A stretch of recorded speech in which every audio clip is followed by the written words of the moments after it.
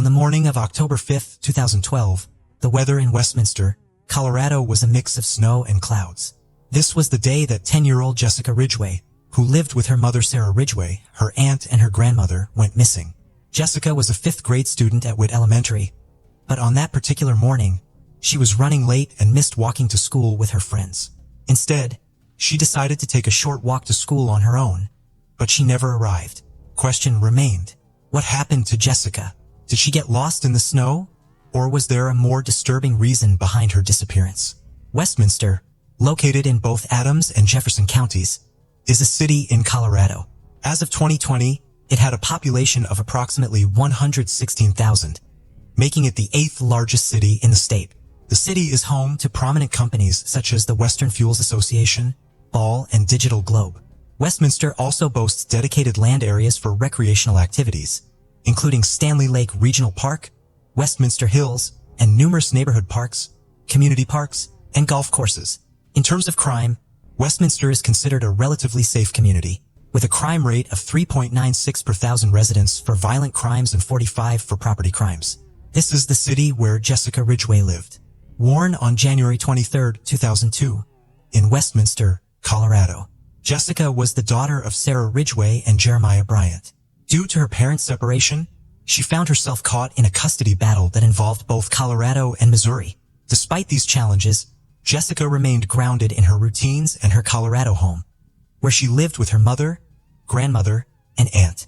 Her favorite color was purple, and her distinctive purple-rimmed glasses symbolize her love for the color. As Jessica grew older, she displayed an unexpected level of responsibility, taking care of her dog and fulfilling her chores without reminders. She had a deep bond with her dog, even capturing their moments together in home videos as she attempted to teach her tricks. Her independence and maturity often made her seem older than her actual age of 10 years old. Jessica demonstrated exceptional academic abilities and had a particular passion for mathematics, which her teachers recognized. In addition to her academic achievements, she actively participated in the Pee Wee cheerleading squad. The squad occasionally practiced at Stanley High School, which was conveniently located nearby. Jessica possessed a natural talent for brightening the lives of those around her, often seen with her infectious smile that revealed a charming little gap between her front teeth. However, fate had different plans for her. On October 5, 2012, Jessica's day began like any other. She followed her usual morning routine, enjoying a granola bar and some TV time despite the snowy weather. Earlier that morning, she had arranged to walk to school with her friend, so she called her friend's dad. Jessica's mother Sarah had just finished her night shift and returned home at 7:30 a.m. to assist her daughter in getting ready for school. Due to the snowy conditions, Jessica dressed in blue jeans, a black jacket with pink lining, and black boots adorned with small fluffy palms. She also wore her distinctive purple prescription eyeglasses and carried a black and pink backpack featuring a character from the popular show Victorious on Disney Channel. Jessica headed towards Chelsea Park to meet her friends for their usual walk to school.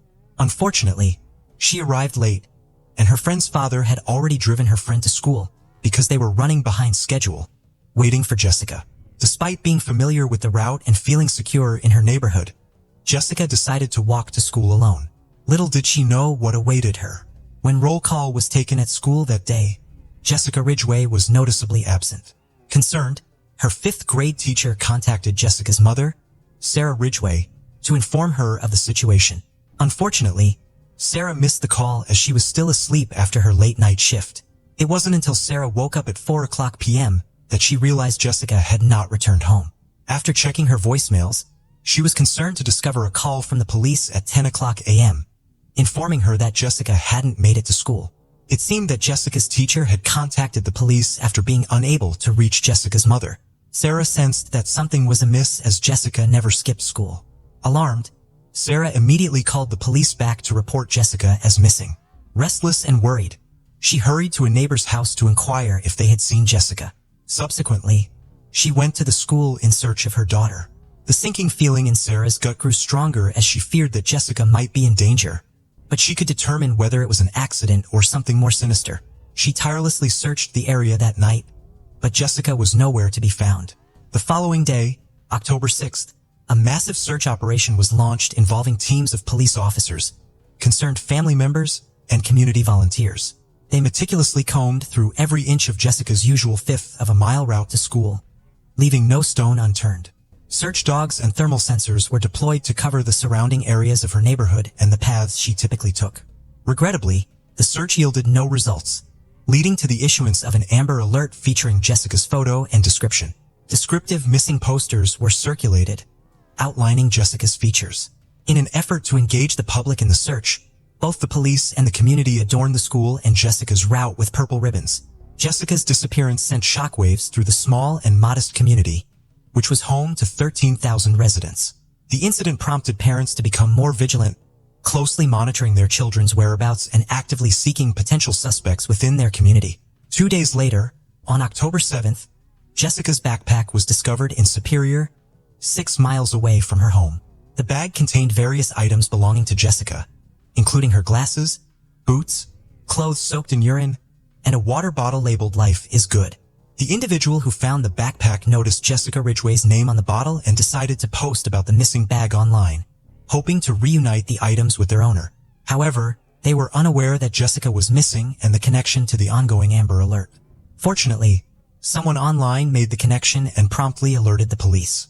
The police swiftly took action, recovering the bag and conducting DNA and fingerprint tests. The DNA from the backpack matched that of a suspect involved in a previous assault and abduction attempt. Although this suspect was not in the police database, leading to an ongoing search, the police collected numerous DNA samples from various communities for cross-checking, a meticulous and time-consuming process. While the discovery of the backpack hinted that Jessica might still be with her kidnapper, it raised concerns as she required her glasses for vision. The search efforts shifted towards Superior, where her backpack was found, in the hopes of obtaining a lead on Jessica's whereabouts. On October 10th, officers focused their attention on Marvada, which was approximately 9 miles from Jessica's home. It was there that partial human remains were discovered in an abandoned mine shack in Patriots Park. By a member of the search party, the area was thoroughly examined by the police in search of additional evidence. The scene was truly horrifying as officers came across a child-sized torso without limbs or a head. DNA testing confirmed the identity of the remains as Jessica's, devastating her family. The medical examiner noted disturbing details, such as the body being cleaned, organs removed, and a foreign object found inside. Near the crime scene, detectives also discover a small wooden cross necklace. The search for Jessica Ridgway now transitioned from a rescue mission to a murder investigation. During this time, suspicions lingered around Jessica's mother Sarah, as she was the last person to have seen Jessica alive. Even Jessica's father, Brian, expressed his concerns when questioned about Sarah's potential involvement. In response to these suspicions, Sarah released a public statement that lasted for 38 minutes.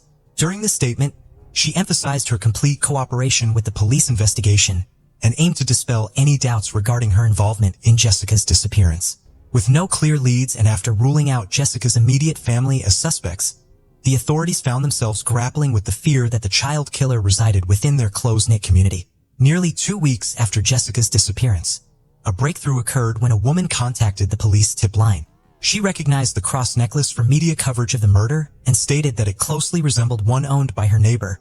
17-year-old Austin Reed Sig was born on January 17, 1995, in Westminster, Colorado. His parents, Mindy and Robert, separated when Austin was just a few years old. Following the separation, Austin lived with his mother while his father, Robert, resided in a nearby mansion after remarrying. During his upbringing, Austin faced academic struggles, particularly in reading and writing. Teachers noticed his difficulty concentrating in school, which prompted suggestions for an evaluation to determine if he had a potential learning disability. Pediatricians also suggested that he may have attention deficit disorder. Austin attended Maranatha Christian Center and Witt Elementary School during his early education. Despite his academic challenges, he maintained a social life described by classmates as both intelligent and slightly peculiar. Austin participated in the Jeffco concert choir and had interests in World of Warcraft, Call of Duty, as well as a small collection of decorative swords and knives. However, what truly set him apart was his open fascination with death, which made him appear peculiar and intriguing to some. In 2008, Austin's mother Mindy discovered child pornography on his computer, marking the beginning of a troubled relationship with graphic and violent content. As a result, Austin was taken to a faith-based center for counseling from 2008 to 2009. Unfortunately, This intervention did not lead to any significant improvement. After the initial counseling, his problems actually worsened over time. Surprisingly, he never sought help again. The counselors had advised his father to monitor what Austin was watching on TV and doing on the computer, but unfortunately, there was little follow-through in actually tracking the content he consumed. Austin's father, Robert, had a troubling history of criminal activities, including burglary, fraud, domestic violence, and driving under the influence. However, there were no known charges related to child abuse. Nevertheless, there were restraining orders against him from his ex-wife due to his problematic relationships. Despite the early conflicts between his parents, the rest of Austin's home life appeared to be calm and nurturing. He shared a room with his younger brother, and his side of the space was adorned with Japanese decorations, katanas, a kimono, and an Abbey Road Beatles poster. Despite his diverse interests, Austin seemed to maintain a normal social life, even having a girlfriend whom he met at a Christian teen gathering called the Warehouse 180. Their relationship lasted from middle school through high school without any concerning signs. According to his mother, he spent an average of 3 nights a week at home. However, where he stayed on the other nights remained a mystery. Austin's interest expanded to crime scene forensics and mortuary science. His fascination with death became a significant driving force and earned him recognition in a high school forensics competition. Austin displayed exceptional talent in crime scene investigation. Securing his second-place award, he pursued his passion at Warrant Tech, where he received accolades for his crime scene investigation skills. Astonishingly, his dedication to morbid subjects extended to Arapahoe Community College, where he took classes that allegedly taught him how to commit murder and evade capture. In May 2012, at the age of 17, Austin made his first attempt at a serious crime. He tried to incapacitate a 22-year-old female jogger at a park in Westminster near Kettner Lake using homemade chloroform. Fortunately, she fought back and successfully escaped his attack. The jogger promptly reported the incident to the police, providing a detailed description of her assailant as a white male aged between 20 and 25, approximately 5 feet 7 inches tall, with an average build and brown hair. In order to gather evidence, a DNA sample was collected from the jogger's shirt and entered into the FBI CODIS database, which serves as a repository for DNA profiles. Following this failed assault, Austin embarked on a family vacation to the U.S. Virgin Islands, where there is no indication that he committed any crimes. Interestingly, there were no observable abnormal behaviors exhibited by Austin subsequent to the attack. And his distorted mindset, Austin concluded that he needed a smaller and more vulnerable victim. The neighbor who alerted the police about Austin also expressed concerns about his behavior. Hacking on this information, the police brought Austin in for questioning and obtained a DNA sample before releasing him. Amidst this chaotic situation, Mindy Sigg found herself faced with an incredibly difficult decision.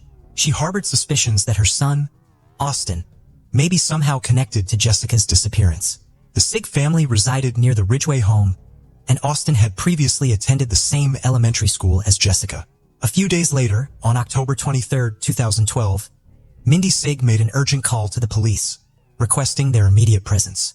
Clearly distressed and struggling to maintain her composure, she conveyed, "My son wants to confess to the murder of Jessica Ridgway." Overwhelmed with emotions, Mindy was having difficulty breathing. She then handed the phone to Austin, who chillingly admitted, "I am responsible for the murder of Jessica Ridgway. I possess undeniable evidence, leaving no room for doubt. I am surrendering completely without any resistance." The police swiftly responded to the call, rushing to the residence and apprehending Austin. During the subsequent interview, Austin confessed to the murder of Jessica, but denied any involvement in the assault. He claimed that he had gone hunting on that fateful day and had no prior knowledge or acquaintance with Jessica. However, he was well acquainted with the area as he had attended Witt Elementary School himself during his childhood. By deliberately selecting this location, it is likely that he was aware of secluded areas away from potential witnesses. On that fateful day, Austin swiftly seized Jessica while she was walking on the sidewalk, forcefully pulling her into his vehicle and driving away.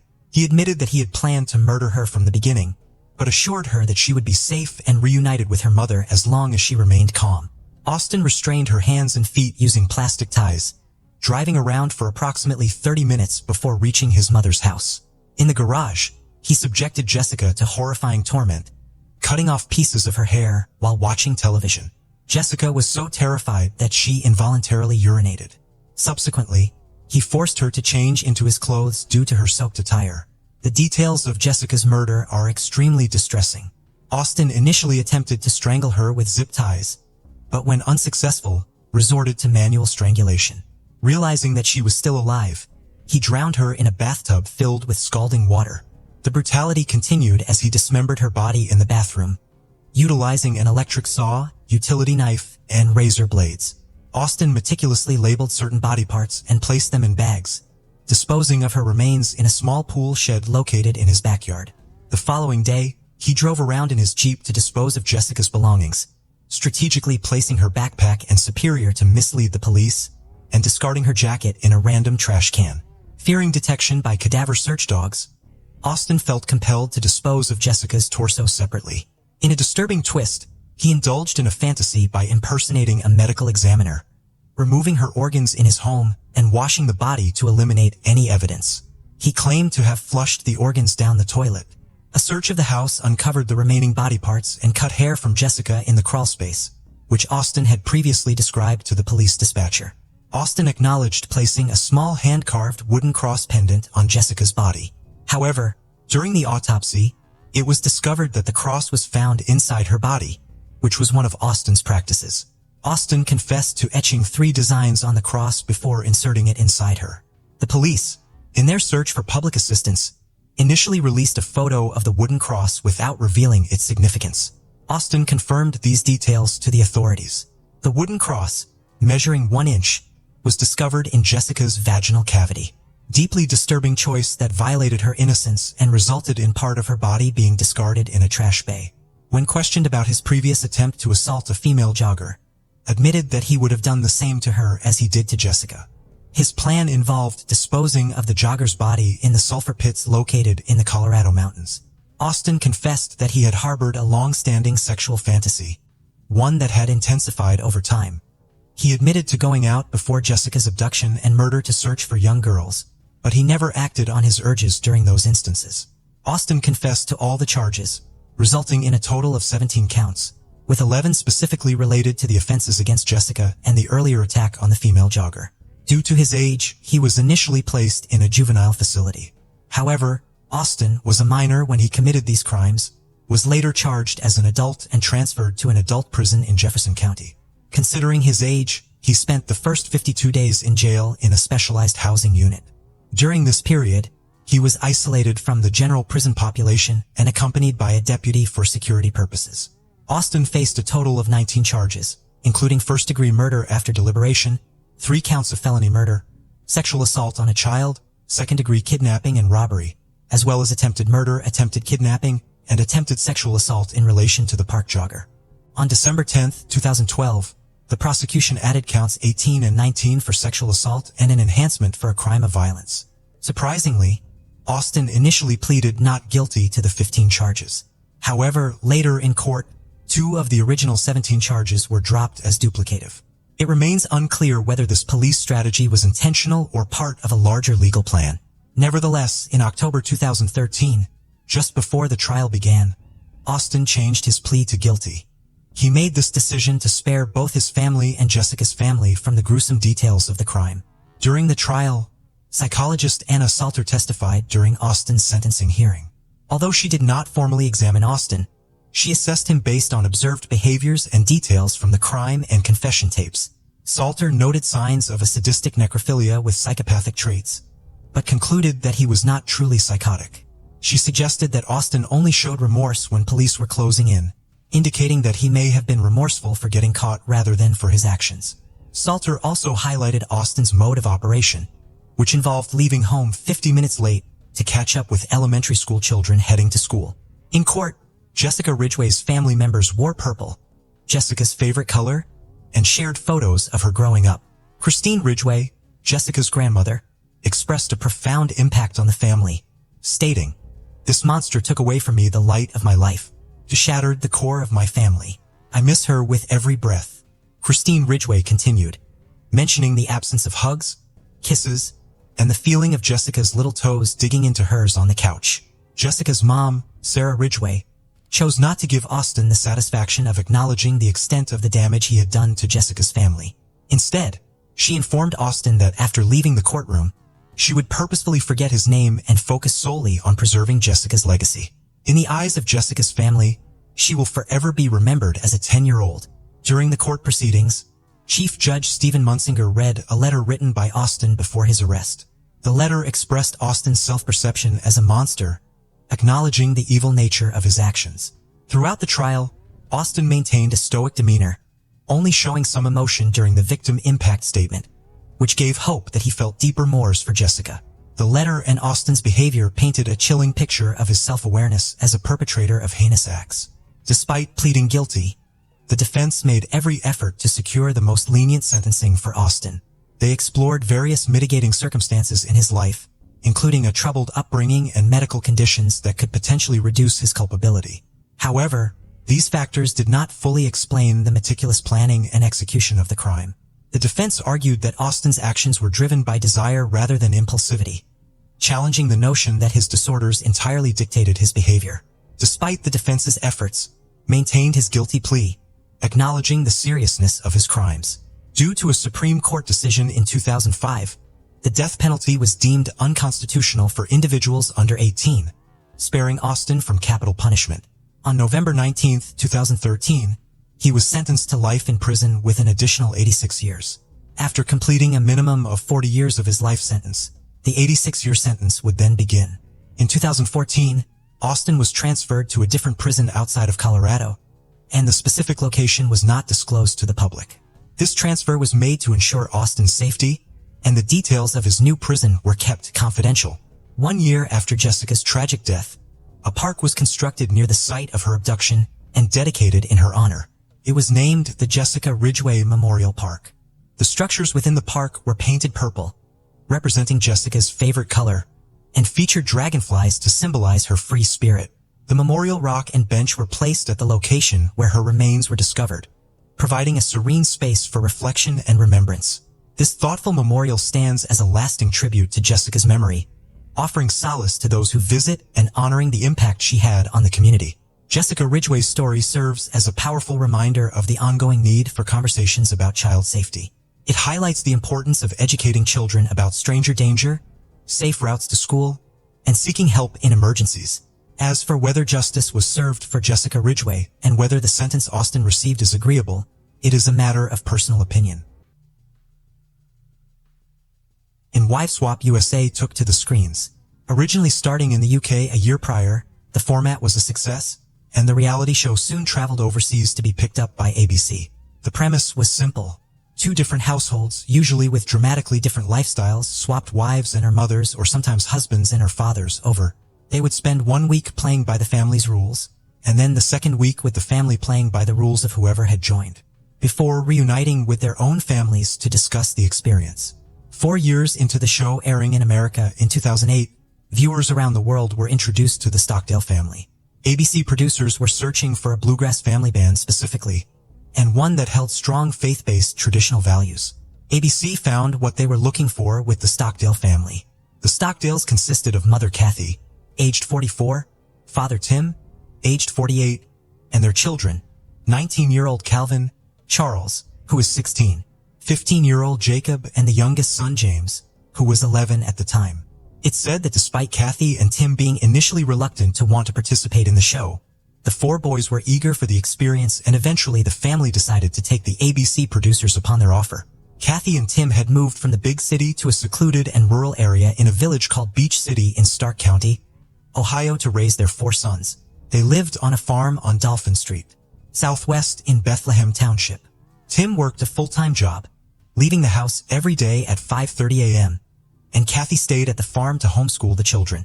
The Stockdales were a deeply religious family, and Kathy said they had moved up to the farm to develop wholesome family values, and she and Tim wanted to protect their sons and keep them sheltered. Each person participating in the swap has to leave a list of rules that acts almost as a manual and explains the family's dynamics. In this extensive write-up, Kathy explained that the children were banned from watching TV, playing video games, listening to music unless it was approved by Kathy and Tim, and they weren't allowed to date. "I have never been on a date," 16-year-old Jacob said on the show. "There's better ways to find out about girls than dating." The children were homeschooled so Kathy, in her own words, could control their character and education, away from any influences of other students or teachers. She said that they ate breakfast at the same time every day, but if her boys were not on time, she would give them 2 minutes to arrive and then charge them 25 cents for being late. In order to earn privileges in the house, the boys had to complete chores to get tokens, which would go onto a chart on the wall. They could then exchange the tokens for things like listening to a family-approved radio show. By all intents and purposes, the family lived a fairly secluded life, having each other for company. Kathy said.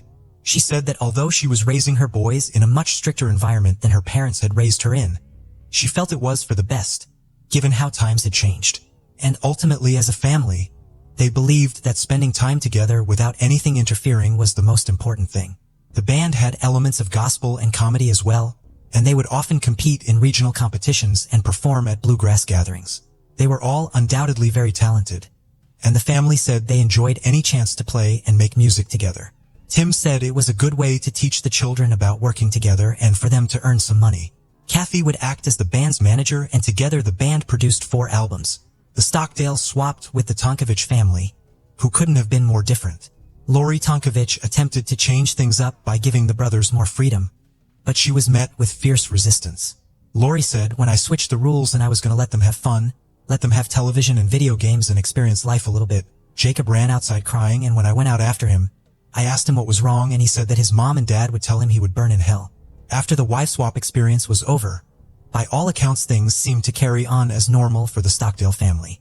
They continued to perform with the boys, often winning competitions for their music, and they carried on working on the family farm. Almost a decade later, however, Calvin and Charles had moved out of the house and area. They had also officially left the family band, although they did still play music with them in the home whenever they returned to visit. Calvin began working at Hillsdale College in Michigan, and Charles was studying to be a doctor in Philadelphia. 21-year-old James was studying business at university and was hoping to go into the business side of managing the family band. Kathy was still regularly uploading to her YouTube channel, which often showed the boys performing and getting up to various activities. Her last upload was on March 23, 2017, and showed her youngest son James in the snow, making jokes and kidding around. The remaining members of the Stockdale band, which were now Tim, Jacob, and James, and a family friend, Joe Steiner, were still finding a decent amount of success, and the band was completely booked up throughout the summer. The Stockdales attended a musical gathering with other family members and friends during the month of June, and one witness recalled that Jacob left early due to not feeling well. In mid-June, they performed at the Wildcat Ranch in Ohio. Nothing seemed amiss, and everything appeared as it normally was. At 4:36 p.m., police received a call. They could hear nothing, and whoever was on the end of the line swiftly hung up. Whoever made that call remains unclear. When authorities arrived at the location the call had come from, residents alerted them to gunshots that had been heard near the Stockdale family farm. Neighbors said they had heard between 10 and 12 shots, sometime between 1 and 3 p.m. As police approached the property, they saw the door was open and a figure was standing inside. They then heard a single gunshot. They found 25-year-old Jacob Stockdale on the floor with a gunshot wound to the head. He was bleeding profusely, but was still alive.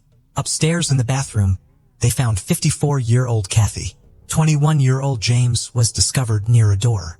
Both of them were deceased, having died from gunshot wounds that had come from a 20-gauge shotgun, the same one found with Jacob.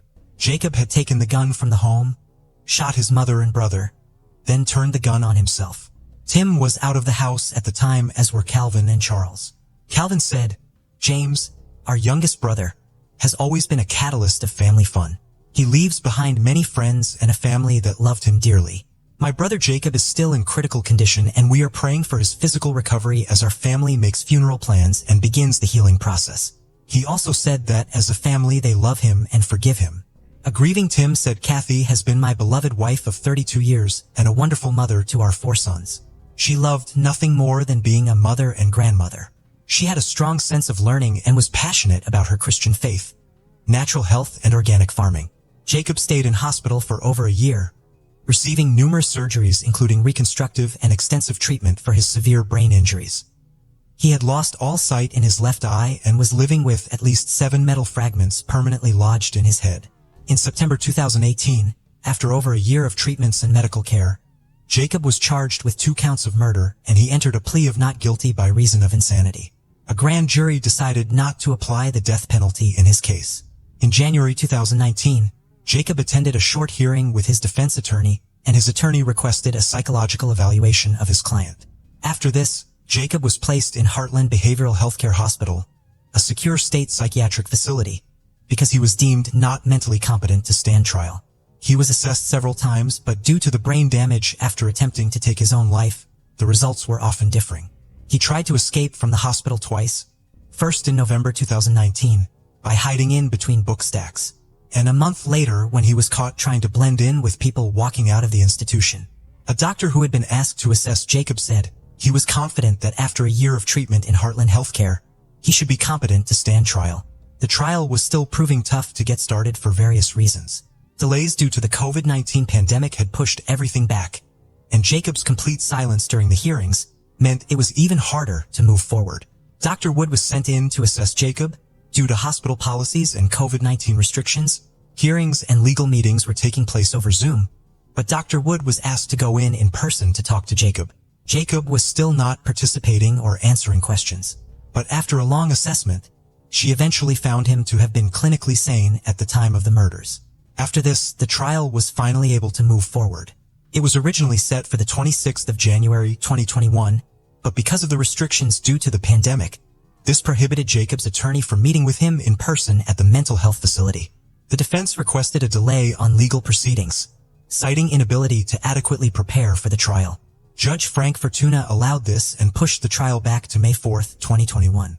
During this time, professionals inside Heartland Healthcare believed that Jacob was fit to leave the hospital and be moved to jail. Jacob had been keeping on top of his medications and participating in group therapy sessions and activities and seemed to be making big improvements. His defense attorneys argued that these improvements, however, proved that he needed to stay inside the hospital to continue making these positive steps, and they were worried that if he left, it would cause more harm to him and set him back.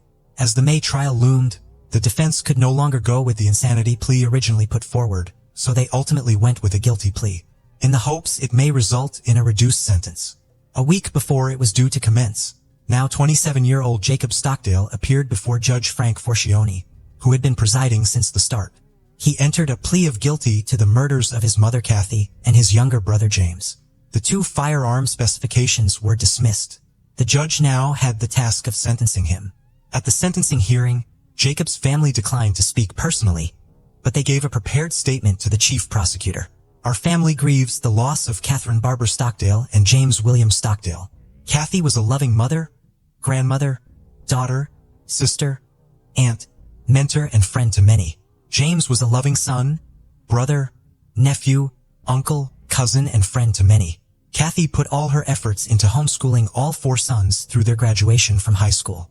Losing her encouraging words and comforting hugs has been devastating. James was a college student and dedicated musician, bringing smiles to all. While Jacob has no recollection of the events of that day, he trusts the legal system to do the right thing. It's beyond our understanding why this act was committed. One of the Stockdale brothers added, "We love you and forgive you for the role that you had in their deaths. To the degree that we are capable of knowing the hearts of Mom and James, we are convinced that they also forgive you for taking their lives." The letter went on to say that the family was so grateful to the first responders who had helped save Jacob's life that afternoon. The Stockdales requested that the judge be lenient and give Jacob the lightest sentence possible. His father Tim, who had been at every single hearing, said, "My sons and I continue to love Jacob." The judge sentenced Jacob to 15 years for each murder to run consecutively. He said, "I have to protect the public and the nature of these charges are so gruesome. You will serve the next 30 years to life in prison." It is unconfirmed as to whether or not there is a parole eligibility date for Jacob, but if he serves out his full sentence, he will be almost 60 when it comes time for release. Although the reasons behind everything that happened that day remains unconfirmed, many people, along with Lori Tonkovich, who switched with Kathy on WiveSwap, believes that the strictness and pressures of the Stockdale household pushed Jacob to the extreme. That being said, what happened inside the Stockdale family home that day will never be fully known. The small glimpse we got into the Stockdales' home life isn't enough to paint a complete picture of the family and their dynamic. There is a lot of speculation and rumors about why this came to be, how it happened and what prompted it, but whatever happened and why, it is still a devastating ordeal for everyone involved in this case.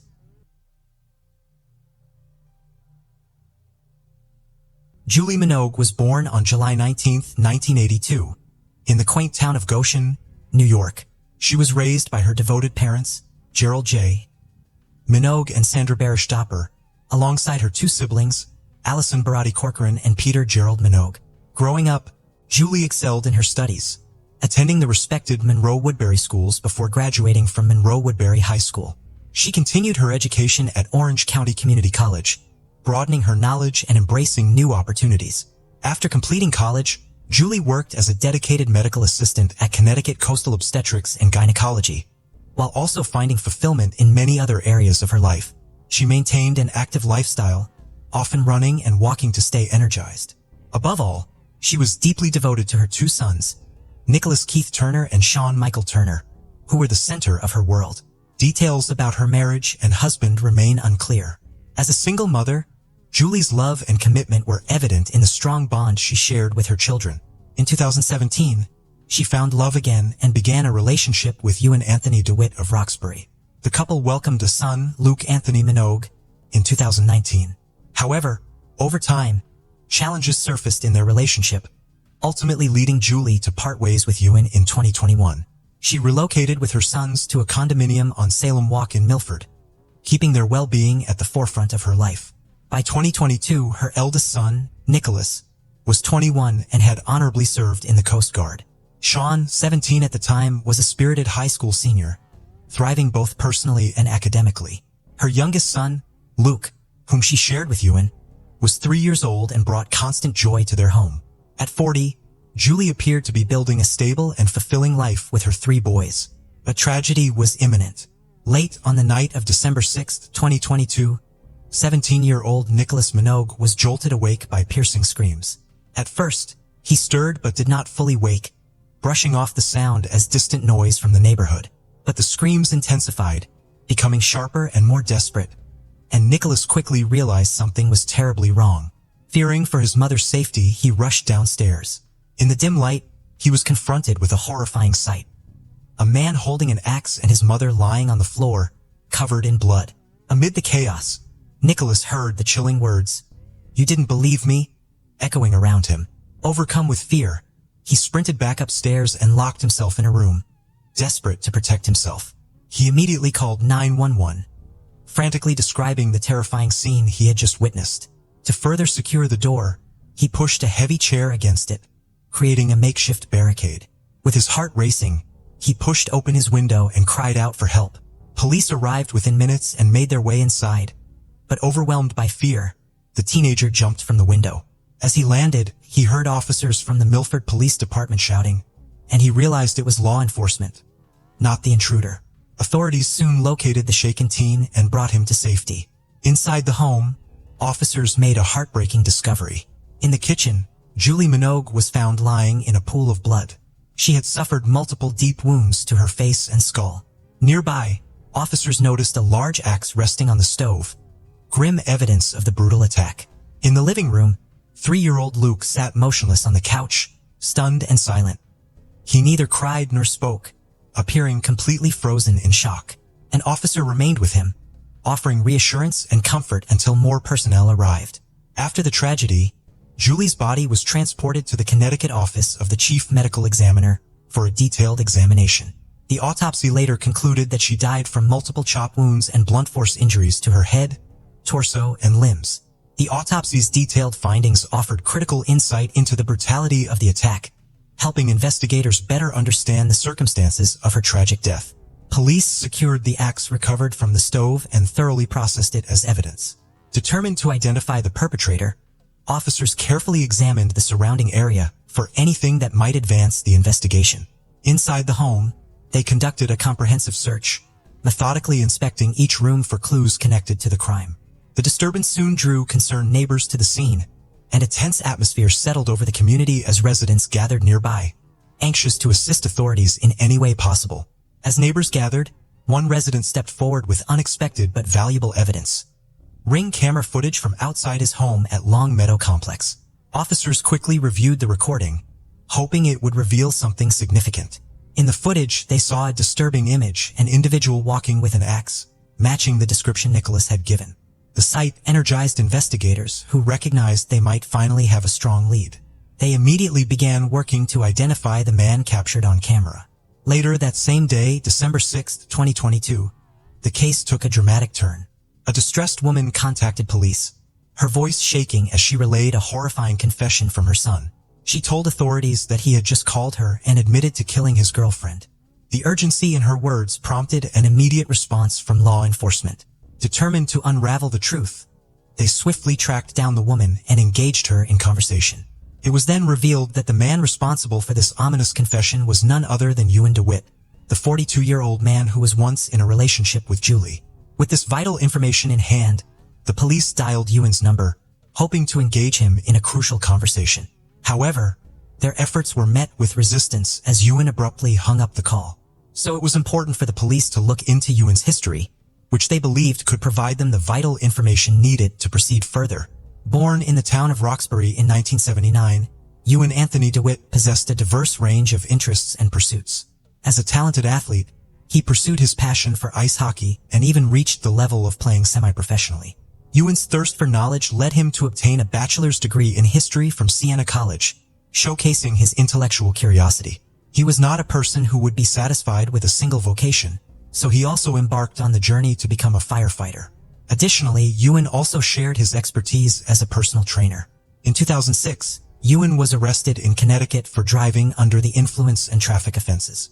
He pleaded guilty, resulting in a suspended prison sentence and probation. After this, Ewan DeWitt's journey took an inspiring turn when he joined the prestigious ranks of the U.S. Marine Corps in 2009, where he embarked on a path as a skilled weapons specialist and non-commissioned officer.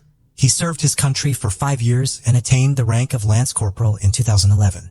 In a remarkable photo from his time in the Marines, Lance Corporal Ewan DeWitt is seen in action as a machine gunner. The picture shows him courageously operating a powerful M250 caliber machine gun on a vehicle during an important defense of the Amphibious Task Force naval exercise. The event took place on December 3, 2011, aboard the USS Chima. With his leadership qualities and expertise, he assumed the role of a machine gun section leader in the esteemed 1st Reconnaissance Battalion. He dedicated himself to his duties, serving multiple tours in Afghanistan, the Middle East, and other classified locations with his dedicated brothers.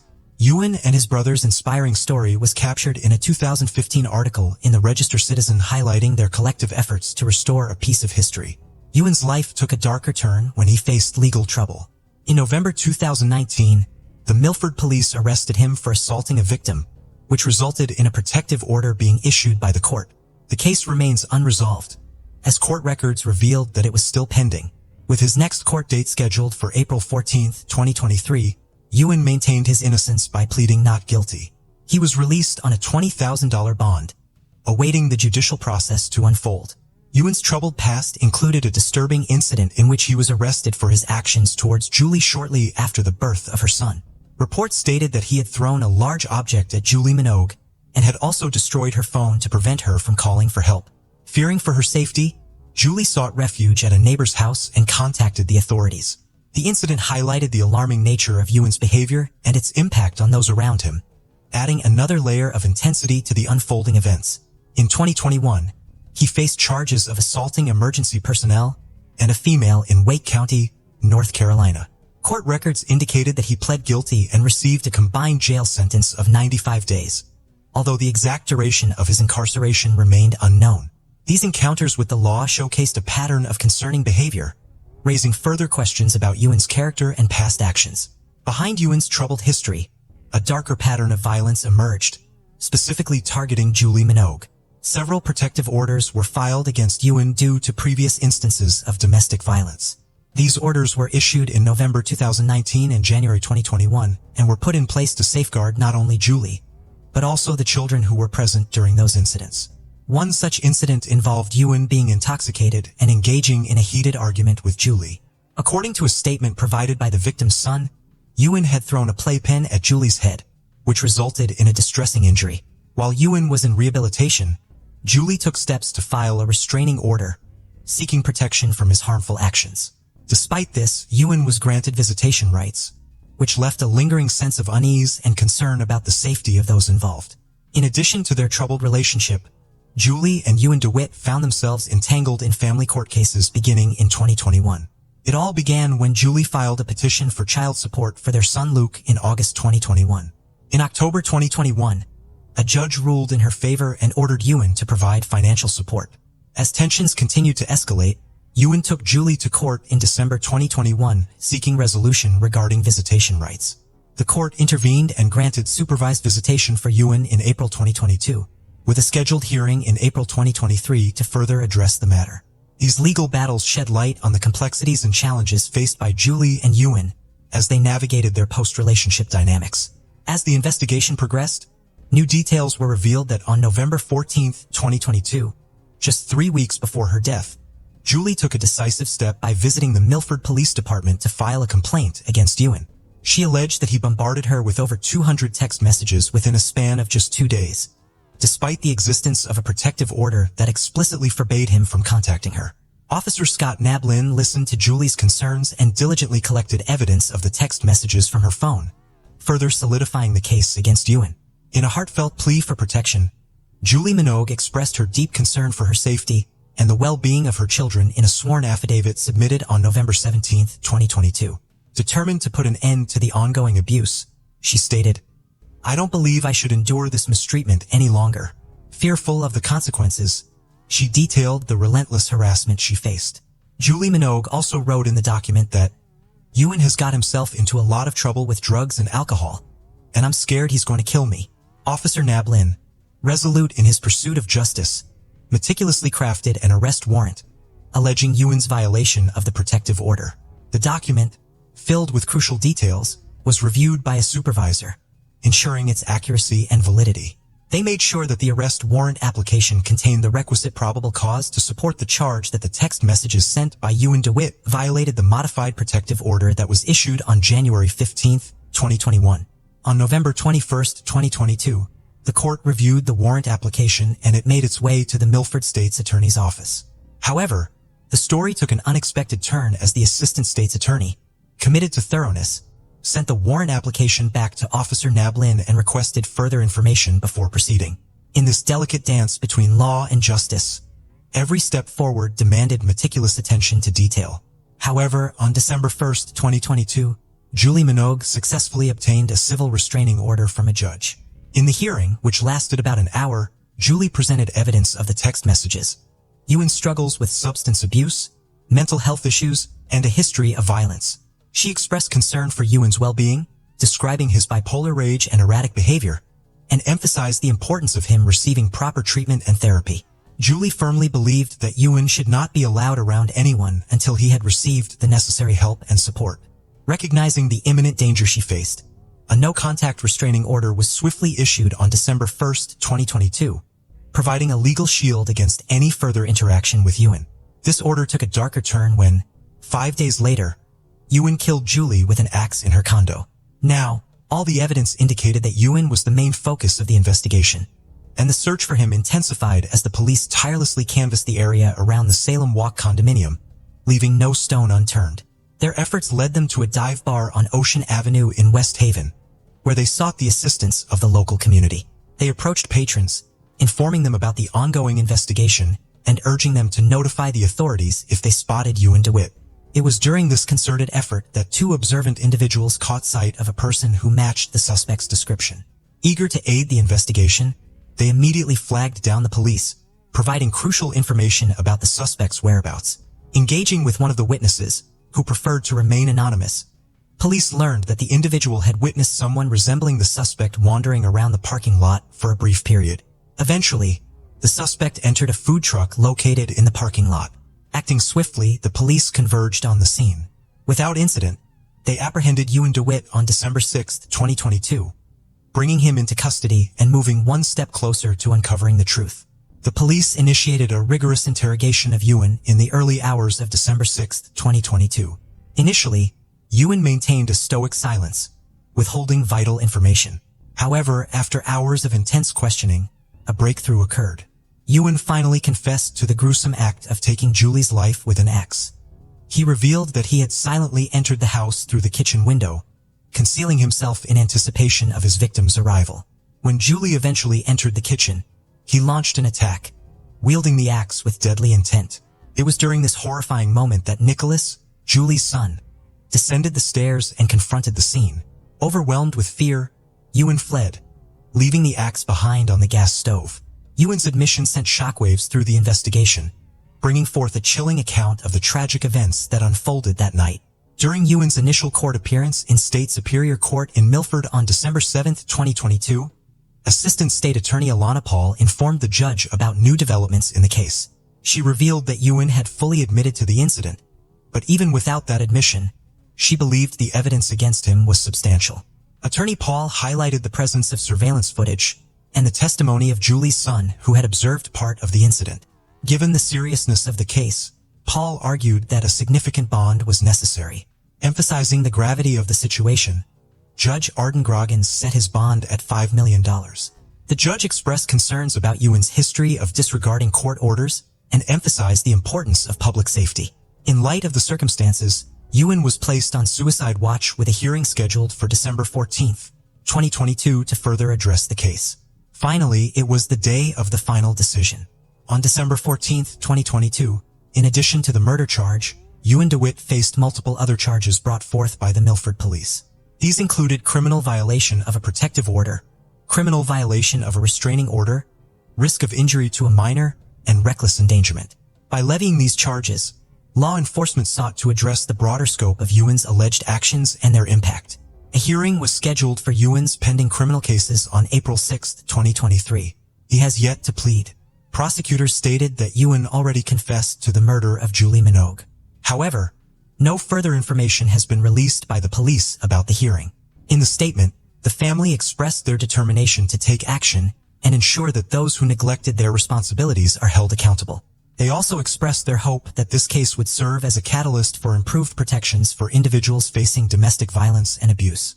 With their unwavering commitment, the family aims to bring about positive changes and prevent such tragic incidents from occurring in the future. This case involved a combination of diligent efforts by law enforcement and the heinous acts of a killer who killed his ex-girlfriend in a rage of anger.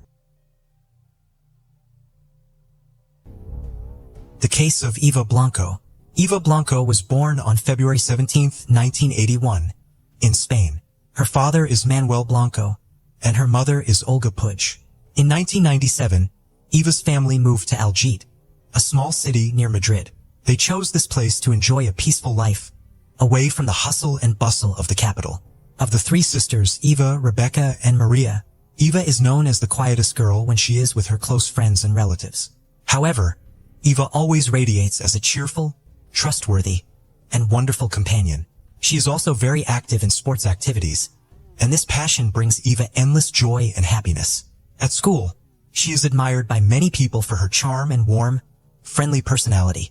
Eva is a good example for her younger sisters and is a responsible girl. She always followed all the rules set by her parents, including the curfew, so that they did not have to worry or be upset. However, on a fateful day, things did not go as planned. On the afternoon of April 19th, Eva and her friends were playing tennis, enjoying the carefree moments of youth. They had no idea that this seemingly normal afternoon would soon turn dark and sad. On Saturday evening, as the sun set, they decided to go to a local disco to enjoy their strong friendship and spend time together until late at night. Eva asked her mother for permission to come home later than usual. Olga, seeing that her daughter was always responsible, agreed to let Eva stay until midnight before going home. It was late at night, and the clock struck 11:30 p.m. One by one, the group said goodbye to each other and returned home, including Eva. Little did she know that her journey home would lead to dangerous mysteries. Eva and her friend decided to take a shortcut through a vacant lot to get home faster. It was a route she had taken many times before, but fate had other plans for her. At 11:45 p.m., they parted ways, and Eva began walking through the familiar dark vacant lot. As midnight approached, Eva's mother became worried that her daughter had not returned home. She contacted Eva's friends for information, but they said they had split up and that Eva was supposed to be home by then. This made her even more worried. She decided to alert her husband, a tow truck driver, who soon began searching for Eva in town. They were joined in the search by their nephew, a local police officer, and the father of one of Eva's friends. At 1 a.m., Eva's parents reported their daughter missing to the local civil police station. However, they were disappointed by the lack of interest shown by the police, who took just over an hour to file a missing persons report. The police downplayed the seriousness of the situation, suggesting that children Eva's age were often on drugs and that she might be lying in a doorway or on the sidewalk. This clearly implied that they were not taking the search for her seriously.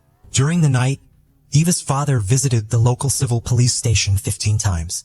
He was extremely frustrated and criticized the agency for not quickly organizing a search for Eva. He accused the civil police of neglecting their duties. However, the police denied this and explained that according to normal procedure, they would wait several hours before starting a search for a missing person. Meanwhile, Eva's father was still worried and hoping that his daughter would return safely. However, the real reason behind this delay remains unclear, adding to the uncertainty and despair. The search for Eva began at 2:30 a.m. Family, friends, and authorities searched the town and surrounding area. However, the police did not file a missing persons report until 8 a.m. By noon, Eva's family had contacted local television station Telemadrid, asking them to report on the incident. At 9 a.m., Eva's body was discovered by two elderly people, 6 kilometers from the town of Algete, near a road construction site connecting Cobina and Belvis de Jarama. This area is often chosen by young couples for private rendezvous in their cars. Initially, the discoverers suspected a serious traffic accident, thinking that she had been run over. However, when the police arrived, they discovered a much more horrifying truth. Eva had been brutally murdered, lying face down on the ground with multiple stab wounds. She was wearing jeans, a dark sweater, and hiking boots, the same clothes she had worn on the day of her disappearance. A sleeve of her jacket was missing, indicating a violent struggle. Investigators believe both Eva and her killer arrived at the scene by car. However, heavy rain overnight washed away tire tracks and other vital forensic evidence. Despite the difficulties, investigators discovered Eva's faint footprints and a crucial clue: the footprints of a man wearing size 42 moccasins. The findings offered hope for justice for the innocent victim. The Blanco family was notified by the police of the discovery of Eva's body. According to the autopsy report, Eva was stabbed 19 times in the back and died of blood loss at around 4 a.m. The weapon was a Navaja knife, 8 to 10 centimeters long and 1 centimeter wide. Eva's death was a heartbreaking tragedy for the community. The attack began while the victim was still in the car and continued as she tried to escape up the side of the road. The wounds, especially to the ear and the back of the head, showed the brutal nature of the crime. The first wound was severe enough to cause death. Forensic evidence showed that the victim was also sexually assaulted. DNA samples from the same attacker were found on the victim's body and clothes, proving this barbaric crime. The discovery of a red cloth in the victim's mouth was determined to be from a regular car seat cover. This suggests that Eva was taken into the car after being kidnapped. This detail reflects the painful final moments of the innocent victim. However, since the body was found fully clothed and there were no obvious signs of violence, investigators and police initially thought it might have been a consensual sexual encounter that led to a dispute. They did not agree with the view that Eva committed suicide. The police expected the case to be solved quickly. They suspected that an acquaintance of Eva's offered to drive her and took her to a secluded place, a popular spot for couples, where the tragedy occurred. Police initially suspected Eva's ex-boyfriend in Fuente Alsace, but he was cleared after questioning. The investigation then focused on men known to Eva's family, specifically people she might have trusted enough to take a ride with. Nevertheless, as the case became more complex, police could not dismiss the possibility that the perpetrator was a complete stranger. But Eva's friends were adamant that she would never take a ride with a stranger and believed that she had been forced into the car. Adding to the mystery, some neighbors linked the incident to an unknown blue car that was seen in town around midnight following another girl. The driver was described as a blonde man in his 20s. Unfortunately, no one recorded the license plate number, leaving a vital clue in the case untraceable. During the investigation, investigators discovered unidentified male bodily fluids on Eva's body and clothing. However, this information was kept secret and not disclosed to Eva's family or the public. Simultaneously, the police secretly collected DNA samples from men who were related to or knew Eva to compare with the DNA found in the fluids. Eva's father, Manuel's DNA was taken from a cigarette he had smoked while drinking coffee and discussing the case with the police.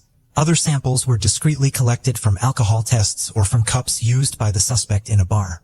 Although no matches were found, the Civil Defense Police still believe that the perpetrator is an adult male living in Algete or the surrounding areas. The investigation continues while Eva's family yearns to find out the truth.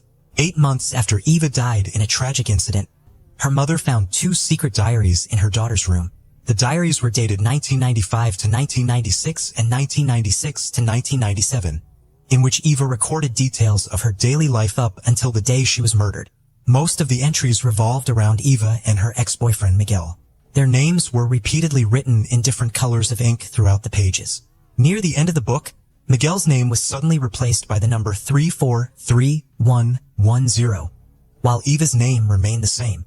Despite many attempts to decipher the meaning of this number, no one has found a satisfactory explanation.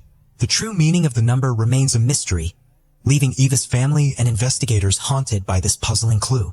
After Manuel's DNA was ruled out as that of a suspect, he launched a campaign calling on Algete residents to voluntarily provide DNA samples to help with the investigation. With the mayor's support, in November 1999, an official notice was issued asking all males over the age of 16, about 5,000 people, to provide hair or saliva samples. However, Spanish judicial authorities rejected the proposal, considering it naive, inappropriate, and useless. Additionally, it could stigmatize those who refused to provide DNA, a legal right without a court order. They also believed that the perpetrator would not voluntarily provide his DNA sample. Eva's father collected 2013 DNA samples from residents of Algete and surrounding towns and sent them to the local court for a decision. The judge requested an opinion from the Madrid chief prosecutor on the legality of the testing.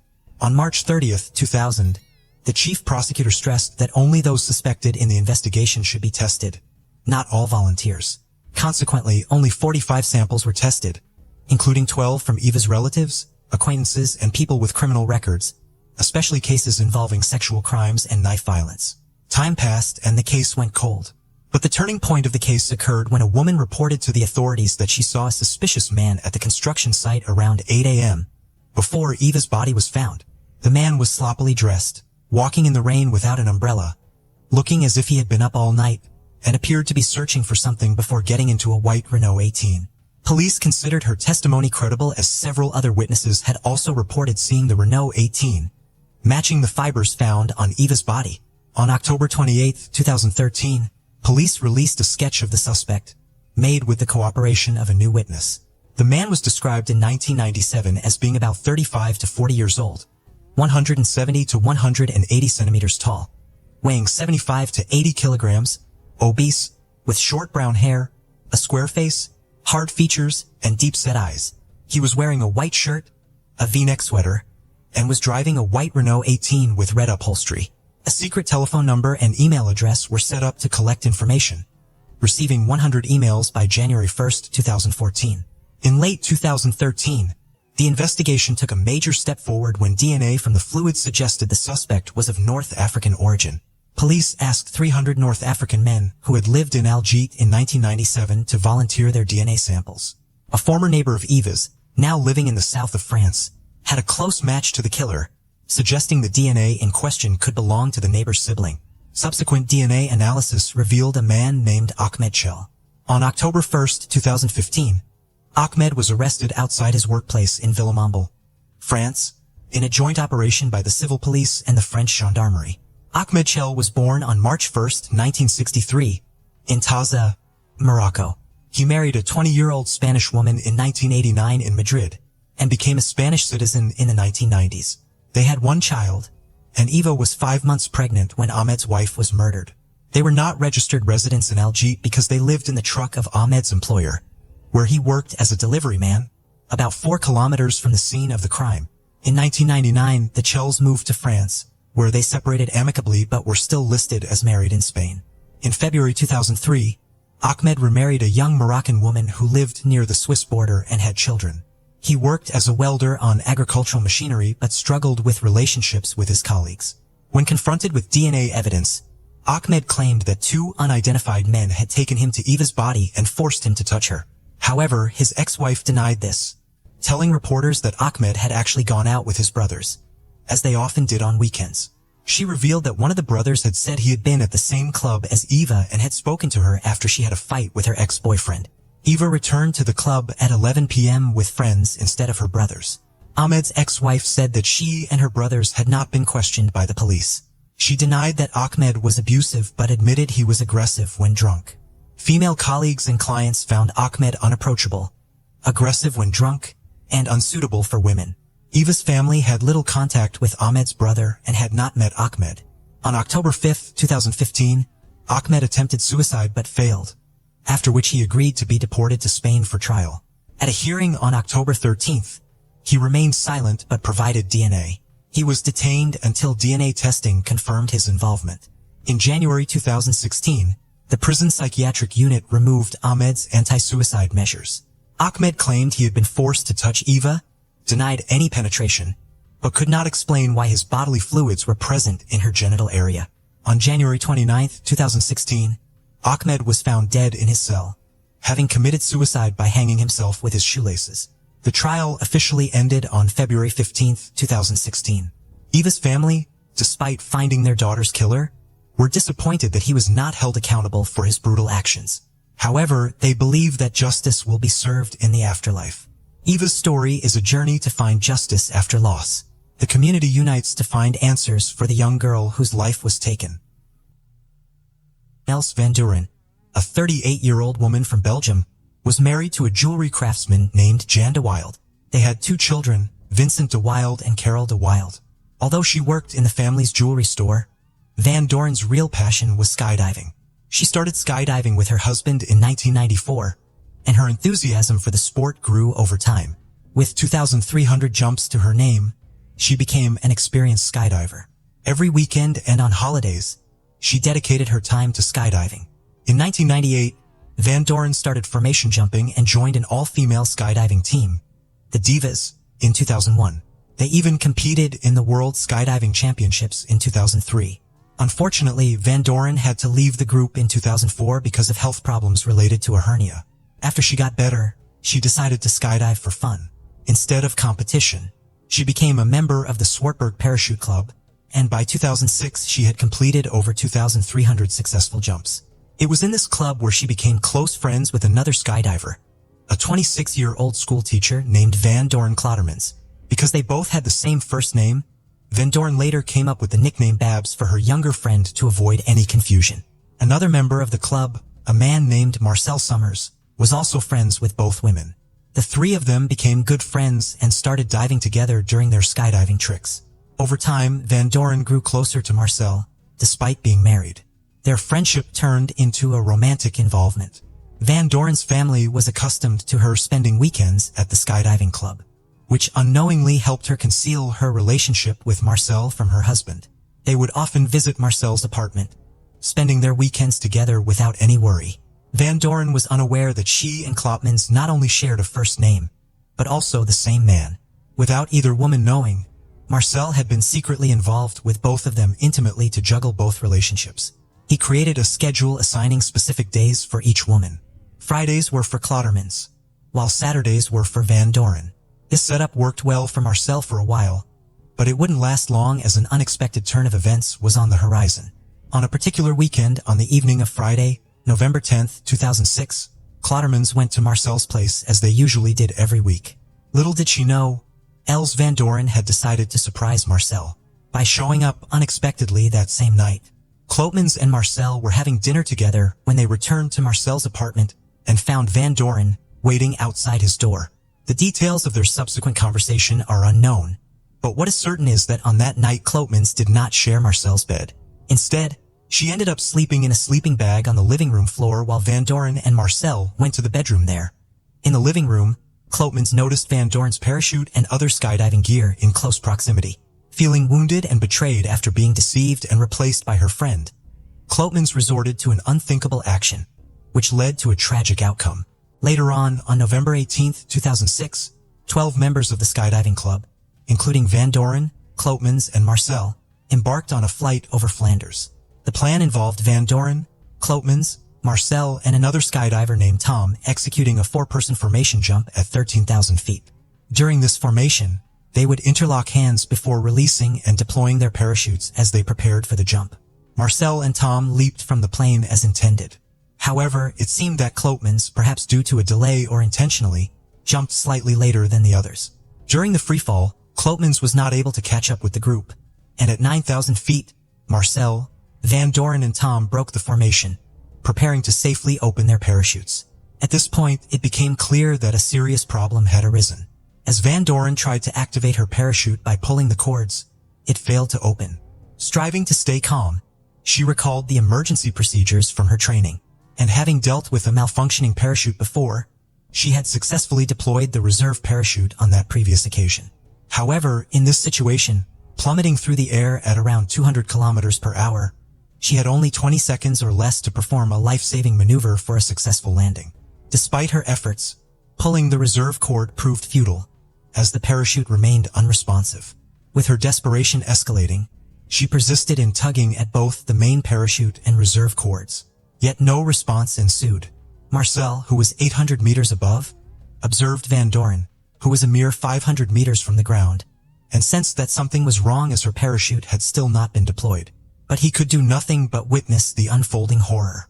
In the second desperate attempt, Van Doren tried to undo the cords of the parachute, hoping to activate it, but her fate had already been sealed.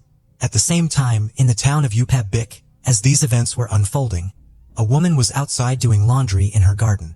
A loud noise alerted her to what had happened, and looking up, she saw a person descending from the sky with a parachute towards her garden. This spectacle wasn't unfamiliar, given that her residence was merely a few kilometers from the skydiving club and its landing field. While turning to resume her laundry task, the woman spotted a white fabric entangled on top of her shrubs. Drawing closer, she saw a person lying amidst the bushes.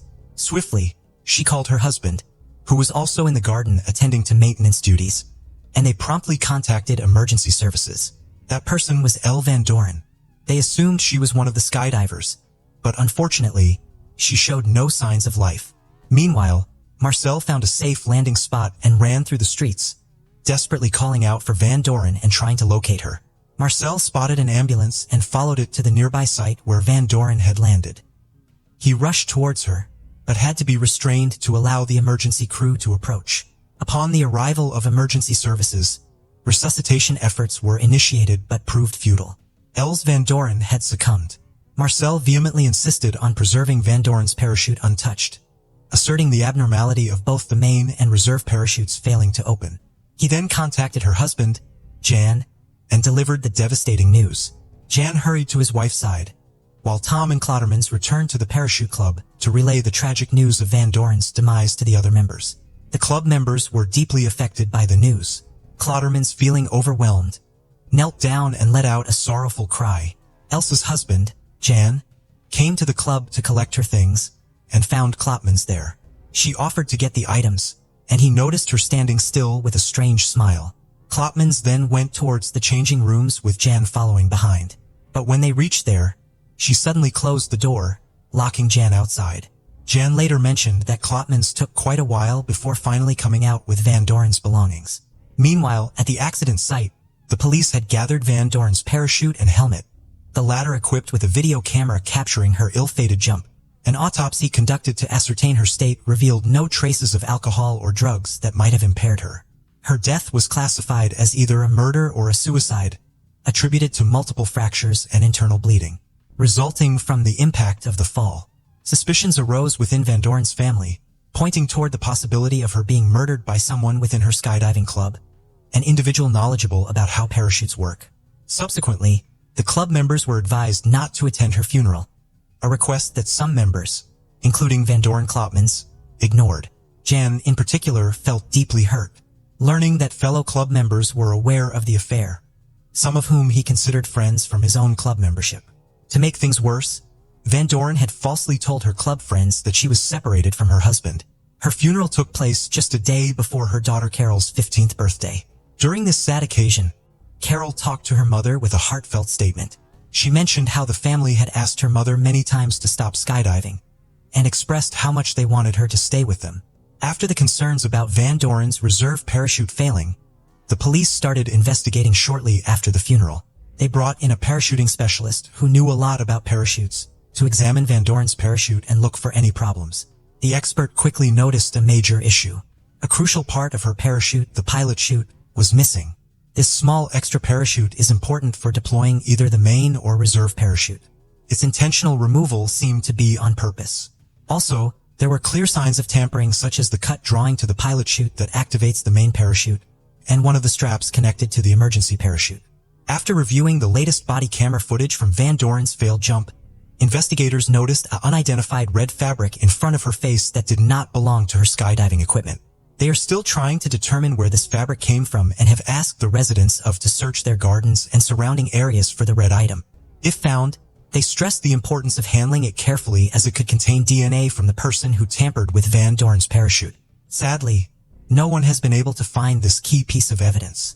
On the Monday following Els Van Doren's tragic demise, a remarkable discovery came to light as the pilot chute was mysteriously found by Klopmans. She claimed that on her way back from Marcel's apartment, she spotted the chute hanging from a tree during her journey between Oplab and Genk. Instead of contacting the police directly, Klopmans decided to inform Marcel of her find. Upon learning of the discovery, Marcel called the police, who promptly went to the site of the tree. Upon their arrival, the police encountered a nervous, troubled, and visibly emotional Klopmans. However, their suspicions were aroused regarding Klopmans' miraculous discovery of the pilot chute. She claimed that it was purely coincidental, attributing it to her decision to take a different route home that day compared to her usual journey, being stuck behind a slow-moving tractor that led her to glance upward, where she spotted the chute dangling around 20 meters above. The police, however, remained skeptical, as the fact that the pilot chute was missing was known only to the investigators at that point. At this point, the primary suspects implicated in the presumed murder of Van Doren were her husband Jan, her lover Marcel, and her friend Klopmans. Police conducted searches at Marcel's residence and later cleared him as a suspect. Van Doren's husband, Jan, was also later cleared as a suspect by the authorities. The investigative efforts extended to Klopmans' home, where the police confiscated items such as her phone, laptop, and a diary documenting her emotions. As per her psychiatrist's recommendation, Klopmans was later called in for questioning at the police station, in an attempt to gather more information about her relationships with Marcel Van Doren and the circumstances surrounding Van Doren's death. Throughout the interrogation, Klopmans firmly denied any involvement in tampering with Van Doren's parachute, and instead tried to shift the blame either onto Marcel, suggesting he had kept Van Doren's equipment during her weekend visits, or onto her husband Jan, with whom she allegedly stored her own equipment during the weekdays. After initial questioning, Klopmans was released and went home. She failed to appear for a second interview scheduled for December 20th, 2006. It was later discovered that she had tried to take her own life that morning by overdosing on sleeping pills and antidepressants. Her mother, Klopmans, found her unresponsive and rushed her to the hospital for emergency treatment. Klopmans wrote to her loved ones about her struggles with grief after losing her close friend, and the immense stress of being a murder suspect. After her recovery, she spent 15 days in a psychiatric facility, where she was closely monitored. She had previously been diagnosed with borderline personality disorder and depression. This was not Klopmans' first attempt to harm herself. Marcel, who had distanced himself from her, believed her actions were a ploy to get attention and not a genuine attempt to end her life. Marcel thought she had deliberately taken the pills just before her mother was due to return, suggesting that her main aim was to shift the focus away from her possible involvement in Van Doren's death. Marcel assumed the police were closing in on her and catching her in her own lies. After receiving psychiatric care, Klopmans was arrested on January 11, 2007, on suspicion of murdering Els Van Doren. During her court appearance on January 19, 2007, the judge decided to keep her in custody while the investigation continued. Although asked to take a polygraph test, Klopmans refused and the test was never administered. Further investigation into Els Van Doren's skydiving equipment revealed that someone had deliberately cut the parachute cords using scissors, likely with their right hand. By March 2007, Klopmans had spent 3 months in prison, undergoing intense questioning without confessing. However, she did admit to sending an anonymous letter to Van Doren, criticizing her for neglecting her family due to her frequent skydiving. Van Doren's partner, Jan, had found the letter but dismissed it as a criticism of Van Doren's absence from her family. It later became clear that Klopmans intended the letter as a warning to Van Doren to end her involvement with Marcel. Klopmans confessed to making anonymous calls to Marcel, timing them when she knew he was with Van Doren, in an attempt to intimidate them. Upon examining Klopmans' automatic activation device, investigators found that she had jumped later than the rest of the team and opened her parachute earlier. They speculated that this gave her a better view of the events unfolding from above. In September 2008, Claude's lawyer managed to get her released on bail, and despite the ongoing investigation, she went back to working at a school. The trial for murder started on September 24, 2010, with the prosecution being very confident that they had enough evidence to convict Klopmans of murder. The reason for the murder, according to the prosecution, was that Klopmans was jealous because she found out her lover, Marcel, was in a relationship with her close friend Van Doren. Earlier, Klopmans had told investigators that she knew she came second to Van Doren in Marcel's eyes. She admitted that Marcel clearly preferred Van Doren over her. The prosecution argued that this led to a strong motive for the alleged murder, as Klopmans desperately wanted to get rid of her romantic rival, Van Doren. Klopmans' defense attorney argued that the prosecution's case relied entirely on circumstantial evidence and unproven accusations. During her testimony, Klopmans claimed she had no long-term plans with Marcel and only got intimately involved with him because of her low self-esteem.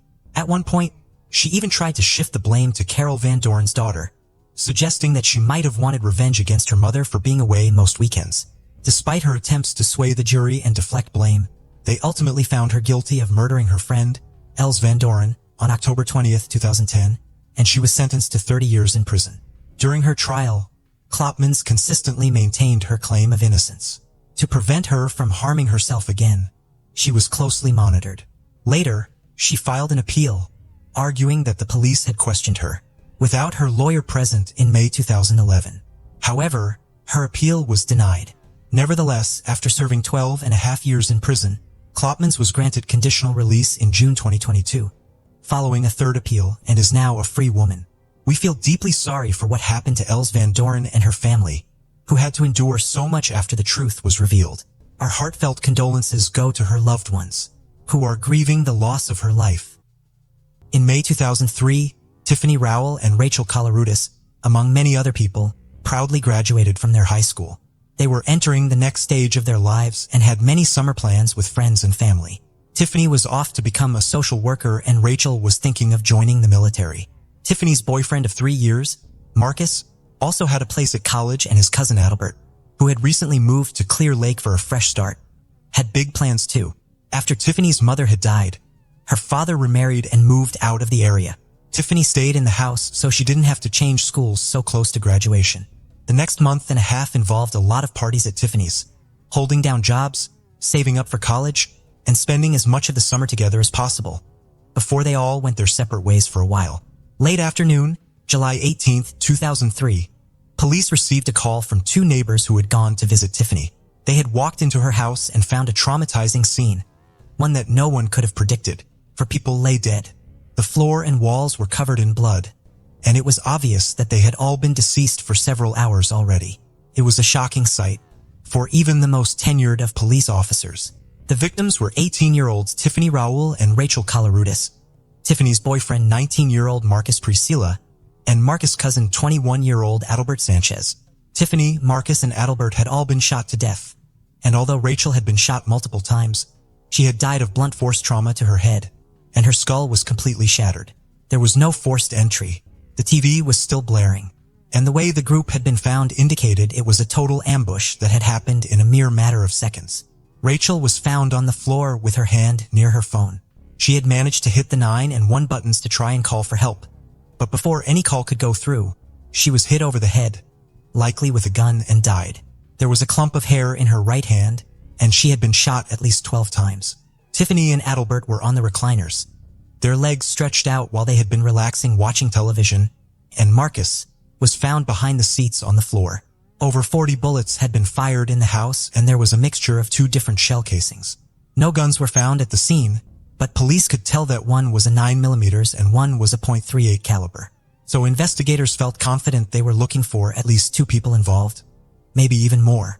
As the media got hold of the story and news began to spread, Rachel's father George recognized the address on television and headed straight over with his wife. The cameras picked up the heartbreaking moment. He pleaded with the police to let him in, but as it was now a crime scene, it was simply not allowed. They both collapsed to the ground, waiting for someone to tell them something, but knowing deep down, they wouldn't see their daughter alive again. It was disturbing and shocking that something like this could happen in broad daylight, in a neighborhood where very little went on. Former classmates of Tiffany said that her home had quickly become known as a party house, with drinking and drugs, and often lots of people coming in and out, especially now that it was summer break. So they wondered if maybe an alcohol or drug-fueled party had become really out of control. That's not what this particular day had been. The four were the closest of friends, and for all intents and purposes, it had just been a very casual afternoon for them, watching television and eating food. Friends, students, and neighbors gathered together for vigils, and a sense of unease hovered over everyone. 18-year-old Tiffany always had the biggest smile on her face. As well as wanting to go into social work, she was a talented actress and loved any chance to perform. Rachel Colorudis also loved the arts and creative writing, and was very popular in school due to her kind nature. People said that she too was always smiling, happy, and fun to be around. Marcus' stepfather said Marcus loved nothing more than working on his car and spending time with his family and Tiffany. He had been finishing a course for an automotive technology certificate and wanted to pursue a business degree. His cousin Adalbert had moved to Clear Lake to get away from violence on the north side, and had only been there for a couple of weeks before he was killed. He loved making music and planned to go to college to study computer technology. People could not believe that something this brutal could happen to them, and this seemingly random crime had rattled the community. Sadly, there really were no witnesses. No one had heard any gunshots. The houses were very separated, and police said lots of people had their air conditioning and fans on, which could have blocked out the noise. But a couple living nearby had seen something they thought might be relevant. They had seen a very young man and a woman walking down the street at about 2:30 p.m. that day, and to the best of their knowledge, they hadn't seen them before. They were dressed all in black. The woman was wearing a bandana, carrying a big, black bag, and the neighbors described her as very pretty with big eyes. The witnesses gave the best description they could to the renowned forensic artist Lois Gibson, who worked with what they could remember, putting together a potential profile. But whether these people were in any way linked was really unclear. Just 2 hours later, Lois had completed the sketches. George, Rachel's father, started working nonstop to try and raise money, so they could afford to put the sketches out on billboards, and spent most of his time going door to door handing out flyers. Early on, rumors began to swirl that Marcus had been involved in dealing drugs, and maybe this was behind the ambush. It was also alleged that Marcus' family had connections to the Mexican mafia, and perhaps the other three had been collateral damage to a completely unrelated thing. A close friend of Tiffany's said, "I know Marcus was messed up with some bad people, but Marcus's aunt said he struggled, but he succeeded. No matter how hard he was trying, he was doing the best to do good." One detective said they were all very young, very immature, and on their own for the first time. The four may have exercised bad judgment at times, but certainly didn't deserve what happened to them. Officers simply couldn't find anything to solidify the claims about the mafia, and this theory was eventually ruled out. Police did wonder, however, if drugs were involved somehow, but they just didn't have anything yet that pointed to that, as both drugs and cash were found at the scene in plain view. So why hadn't they been stolen? The attack had been so ruthless and felt so personal. Police then started to wonder if it was someone close to the group. Amongst her multiple shots, Rachel had been shot in the crotch area, and psychiatrists wondered if this was a sign of sexual envy or jealousy. But they were ruling people out at a rapid speed, rather than adding any suspects to the list. There was simply no one they could link to the group that would have any motive to do this. Time was slowly ticking by, and investigators had no more than they did when they first started. As the weeks turned into months, the months soon turned into years. Their confidence in catching whoever was responsible was dwindling. Fast forward to the summer of 2006, almost 3 years to the day after the shootings. After following leads that went nowhere and interviewing hundreds of people, police finally had a breakthrough. An anonymous tip came in via Crime Stoppers. The person on the end of the phone said they had seen the billboard and gave the police 2 names. The first was Christine Paolilla and the second was Chris. The tipster had met Christine in rehab as she was battling a heroin addiction. She had recently split from this mystery man called Chris and was seemingly trying to turn her life around. While in rehab, she made a comment about her ex-boyfriend shooting up a house and killing a group of people, and she had also participated. He didn't know if the story was true or if it was the drugs talking, but after seeing the billboard for himself, he decided to call in. A look into the name Christine Paolilla told the police a lot. It turned out that Christine had gone to Clear Lake High School alongside Tiffany and Rachel, and the connections started to be made. Those in Christine's life said that she had had a tough time in school and was subjected to relentless bullying and attacks from classmates. Her mother and stepfather said that she had been diagnosed with alopecia when she was very young and began wearing wigs, which were frequently ripped off her head by other students. Her mom, Lori, said she had poor vision, so she had what I guess most folks would know as Coke bottle glasses. This, as well as her wearing wigs, meant she faced ridicule on a daily basis. Her mother said that one day Christine came home from school and said, "Mom, I made 2 new friends who were the sweetest girls I ever met, Rachel and Tiffany. None other than Rachel Kalaroutis and Tiffany Rowell." People said that the two almost took Christine under their wings, forming a genuine and tight friendship. Rachel and Tiffany started looking out for her, trying their best to protect her from the bullying. Christine's mom said, "Couldn't speak highly enough about them. How much fun they were, how loving they were, how they had so much fun. Every minute they spent together was lively and fun, and they laughed all the time, and I saw such a change in her personality." Rachel's father also knew of Christine and said Rachel was the kind of person that always looked out for the underdog, always tried to help others. Rachel even kept a photo of Christine in her purse. On the back of the picture, Christine had written, "Damn, we've had some crazy memories. I love you." The 3 teens would often write notes back and forth to each other in class. And Lori recalled that Christine trusted them both so much, she felt okay without the wig on, which is not something she did with many of her friends. The trio would spend hours after school doing each other's makeup and trying on different wigs, having fun, but also making Christine feel comfortable and confident.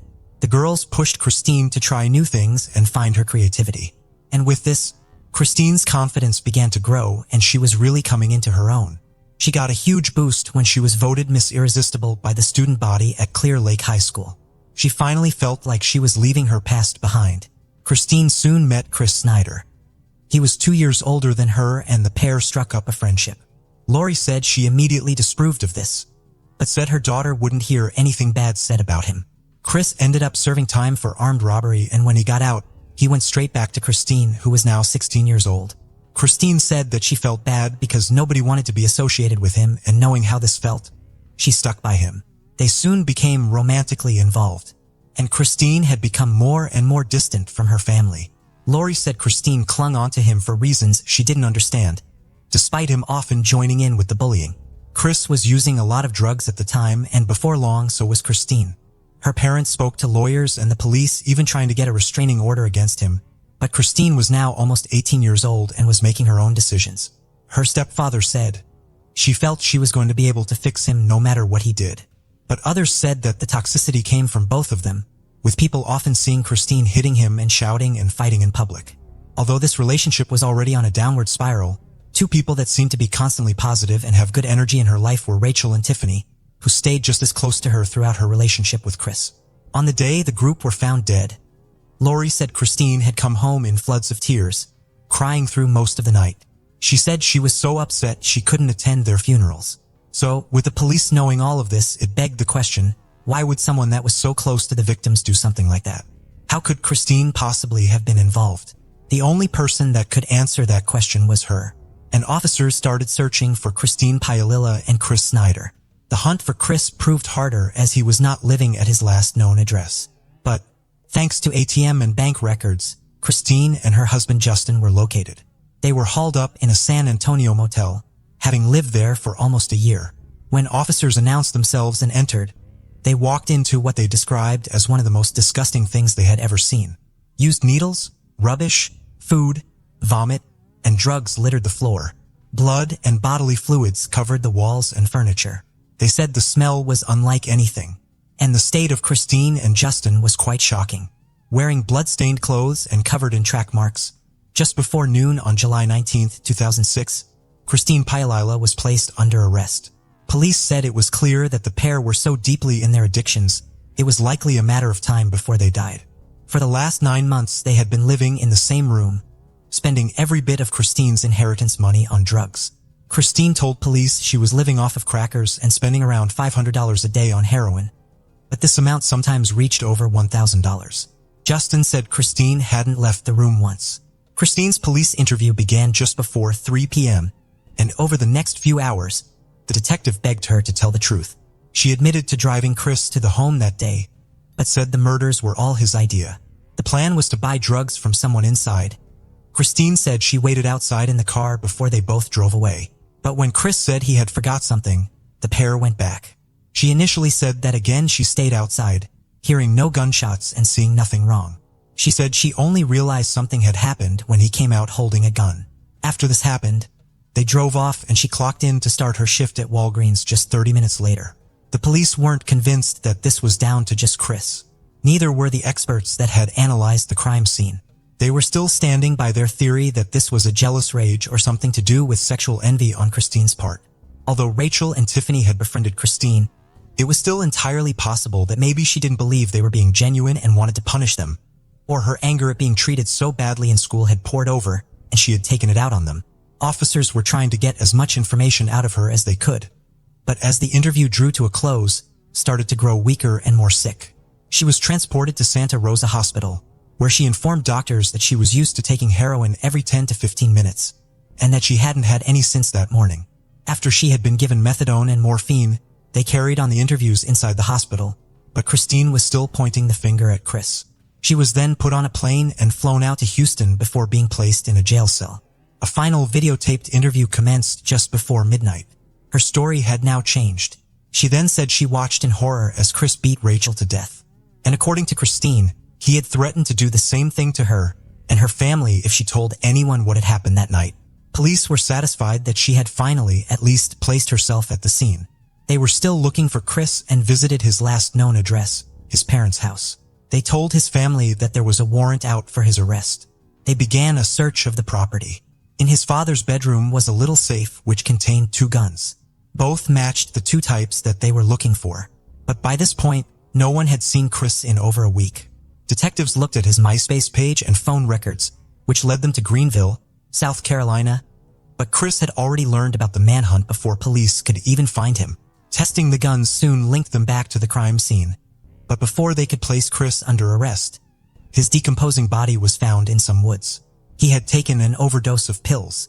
It is thought that someone had tipped him off about the pending arrest, and he had taken his own life before they could find him.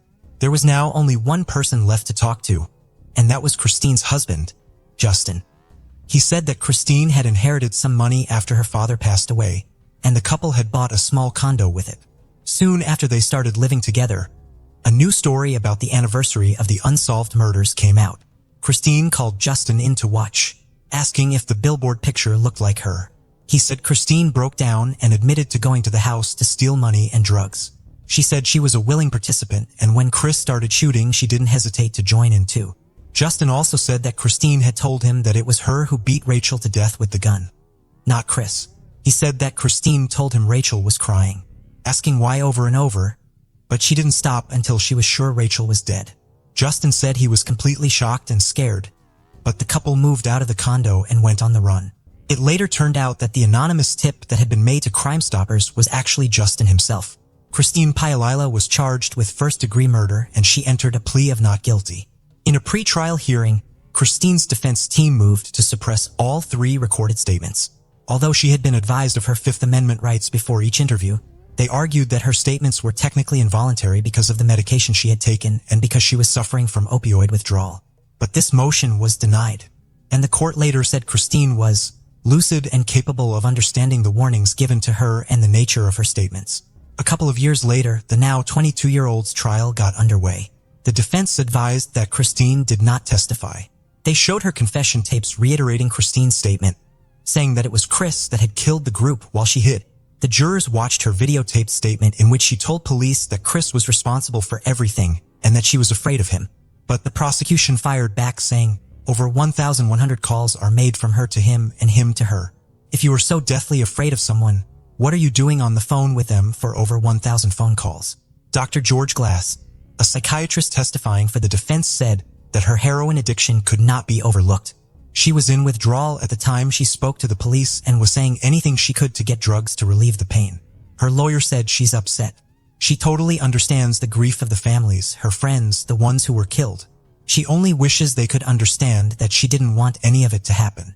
But she understands their grief. Rachel's mother disagreed and said, I couldn't take my eyes off her. I really hoped to see something in her eyes in the way of remorse. And it was unbelievable. She never shed a tear unless it was for herself. The prosecution said there was plenty that pointed towards her being involved directly. And the fact that she had started her shift at work just half an hour after the ordeal, instead of phoning the police, showed that she was no victim. Her statements were inconsistent, and she had already admitted to 2 people, one of which was her husband, that she had actively taken part of her own accord. The prosecution called her denials and blaming everything on Chris a tired and pathetic tactic. Their star witness was actually her husband Justin. But the defense argued that Justin's account could not be trusted. They said he was focused purely on money, staying with Christine for her inheritance, and cashing in on the Crime Stoppers' reward by making up a lie. But the jury disagreed. After just 3 hours of deliberations, Christine Paolilla was found guilty. She was 17 at the time of the murders, which meant she would not face the death penalty. She was sentenced to life in prison with a minimum term of 40 years to serve. She will be eligible for parole in 2046, when she will be 60 years old. More than 5 years after the murders back in July 2003, the families of the victims said that they felt the guilty verdict would finally allow them to begin moving on with their lives. Christine has filed many appeals since her conviction, but all of them have been denied. Houston Police Sergeant Brian Harris said that he believes that Christine still does not own her part in the crime. For her to truly come to grips with what she has done, she has to acknowledge that there's a darkness in her soul, he said. Christine's stepfather Thomas said, "I'm very sorry for these families and their loss. The guy who did this is dead.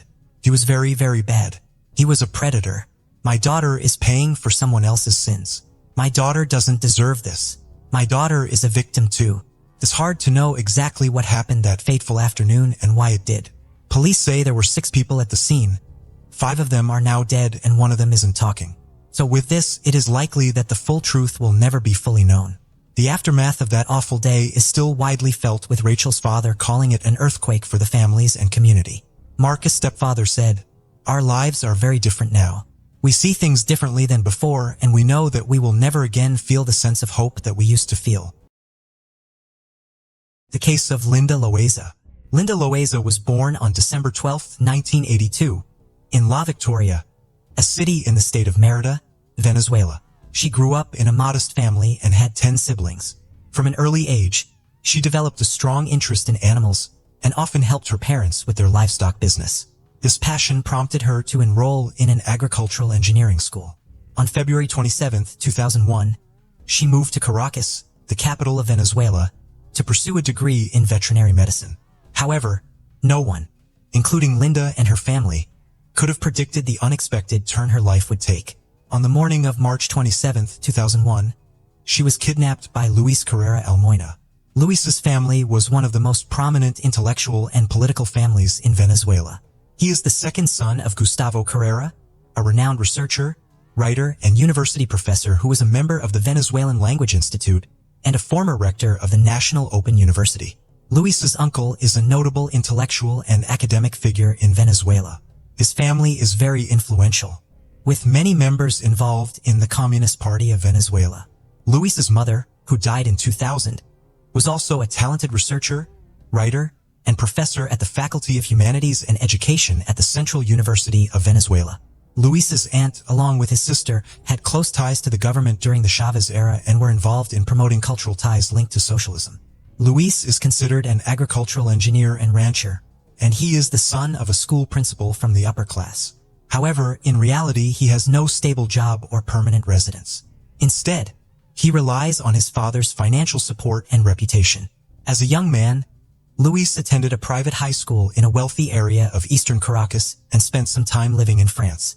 Those who knew him often described him as sociable and self-promoting. On March 27th, Luis, then 36, kidnapped 18-year-old Linda at gunpoint. The next morning, Cecilia Lopez noticed that her sister had not returned home. The sisters lived together and were both planning to move to the capital for college. Concerned, Ana reported Linda's disappearance to the police, but they told her it was too early to start looking for her. Shortly thereafter, a stranger called Anna and said her sister would not be returning. When Anna tried to call back, she reached an answering machine. Turned out that Luis, the kidnapper, had made the call. Anna went to the police at least 6 times, but they did not file a complaint or take any action. Instead, they reassured her that Linda and Luis were likely in a romantic relationship and that it was best not to interfere. Occasionally called Anna to reassure her that Linda was fine and studying to pursue a modeling career. However, 2 months after the kidnapping, on May 26, 2001, Anna reported the incident to the police, who began an investigation. The police attempted to contact the owner of the phone number associated with the case, and left several messages urging him to voluntarily turn himself in. One morning in March, just weeks after arriving in Caracas, Linda left the building where she lived. She was carrying a thesis and some documents to submit to the Ministry of Education. The building, located at the end of a dead-end street, also contained a small bookstore, a bakery, and a hardware store. As she stepped outside, Luis approached her from behind, threatened her with a weapon, and dragged her into a burgundy-colored van. After putting Linda in the car, he drove to a hotel near the location where she was kidnapped. Linda was terrified immediately after the incident. He was much taller and stronger than she was, looked well-groomed, but acted aggressively and threatened her with a weapon throughout the trip. He warned her that any attempt to resist would result in her death. He arrived at a hotel. Before parking, he repeated that he would kill her if she screamed. He then put the weapon in his jacket pocket. When he checked in, the room he had booked was not ready, and he was told to wait for about an hour. Since the wait was taking too long, he decided to take Linda back to the car and drive to his father's apartment. Before going out into the street, he threatened Linda again. This time, he put his arm around her and walked with her from the parking lot. They passed two houses where everyone knew Luis, and he stopped to say hello and chat for a while. He told the women that Linda was his girlfriend. He made up a story that Linda had decided to move in with him, but she cried because she felt guilty about leaving her family. When they arrived at the apartment, he calmed down a bit and started packing various things into a black bag that he had prepared earlier. When he was done packing, they went back to the hotel to check in. After checking into the hotel, quickly inspected the room, looking at the doors, windows, curtains, and bathroom. Meanwhile, Linda noticed a door leading to the next room and considered using it to escape. However, Luis sensed her intentions and asked the hotel staff to change rooms. They were quickly moved to another room. Luis meticulously planned his actions. Inside the room, he made sure the security chains were fastened. The locks were secure. The TV was blaring loudly to drown out Linda's screams. The curtains were drawn tight, and he kept a weapon ready to intimidate her into submission. Linda later described her first night of captivity as terrifying and hopeless. For 112 days, Linda endured severe psychological, verbal, and physical abuse. The ordeal began in a hotel and continued in an apartment in eastern Caracas. Every day, Luis treated Linda like a slave, subjecting her to relentless abuse. On July 19, 2001, Luis left the apartment and forgot to handcuff Linda. She managed to use her remaining strength to reach the window and scream for help. Firefighters finally arrived and climbed onto the balcony to rescue her. When they entered the apartment, they witnessed a heartbreaking scene. The place was covered in trash, and Linda weighed only 32 kg. Although she was rescued, the memory of that moment still makes her extremely sad. Linda was severely injured, with bruises and broken bones in many places on her body. Her face and mouth were disfigured due to the abuse. Luis forced her to take drugs, gave her very little food, and kept her in poor living conditions. On the day of her rescue, there was a 5-hour delay between the arrival of the fire department and the time she was taken to the doctor. Linda's health was so critical that she could have died at any moment. During her captivity, her life was constantly in danger. After her rescue, she underwent 15 complex surgeries and was hospitalized for more than a year. Shocking photos of her condition appeared on the front pages of newspapers, highlighting the brutality of her situation. The community saw Luis as a monstrous figure and the embodiment of evil. However, Linda's real struggle was only just beginning. After enduring the abuse, she now faced another challenge: Luis's punishment. In an interview, Linda expressed that although her body bore many scars, the deepest pain was in her heart. This trauma is not only hers, but also symbolizes the pain of all women who have suffered abuse from men who have gone unpunished. Linda was probably not Luis's first or last victim. Although she escaped, his life remained unchanged as the police did not take action against him. Determined to seek justice, Linda chose to pursue a career in law. She earned a law degree and a master's degree in human rights.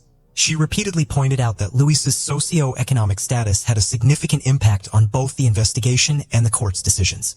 While Linda was in custody, Luis repeatedly told her that his father's status and connections would protect him from punishment. Her family noted that in Linda's case, basic procedures such as taking photos of the crime scene, collecting evidence, and conducting a forensic examination were not carried out until 8 days later. These essential steps were initially overlooked. There was also the issue of her numerous health problems not being properly documented, along with other important details being omitted. All of this clearly worked against Linda and in favor of Luis. During a trial, Luis underwent a test to determine if he had any psychological or emotional disorders that could explain his behavior and actions. The test showed that Luis did not exhibit any signs of mental illness. In October 2004, Luis was tried for causing serious injury and false imprisonment, with the possibility of attempted murder still being considered. The defense argued that Linda was promiscuous and had consented to most of Luis's actions. The judge then dismissed all charges against Luis Carrera Almoina. Linda felt she had no choice but to appeal to international judges. As a result, her case was heard by over 90 judges and dozens of prosecutors. But justice was still not served. In 2007, Linda appealed to the United States Commission on Human Rights. In the following years, the commission held approximately 3 hearings related to her case.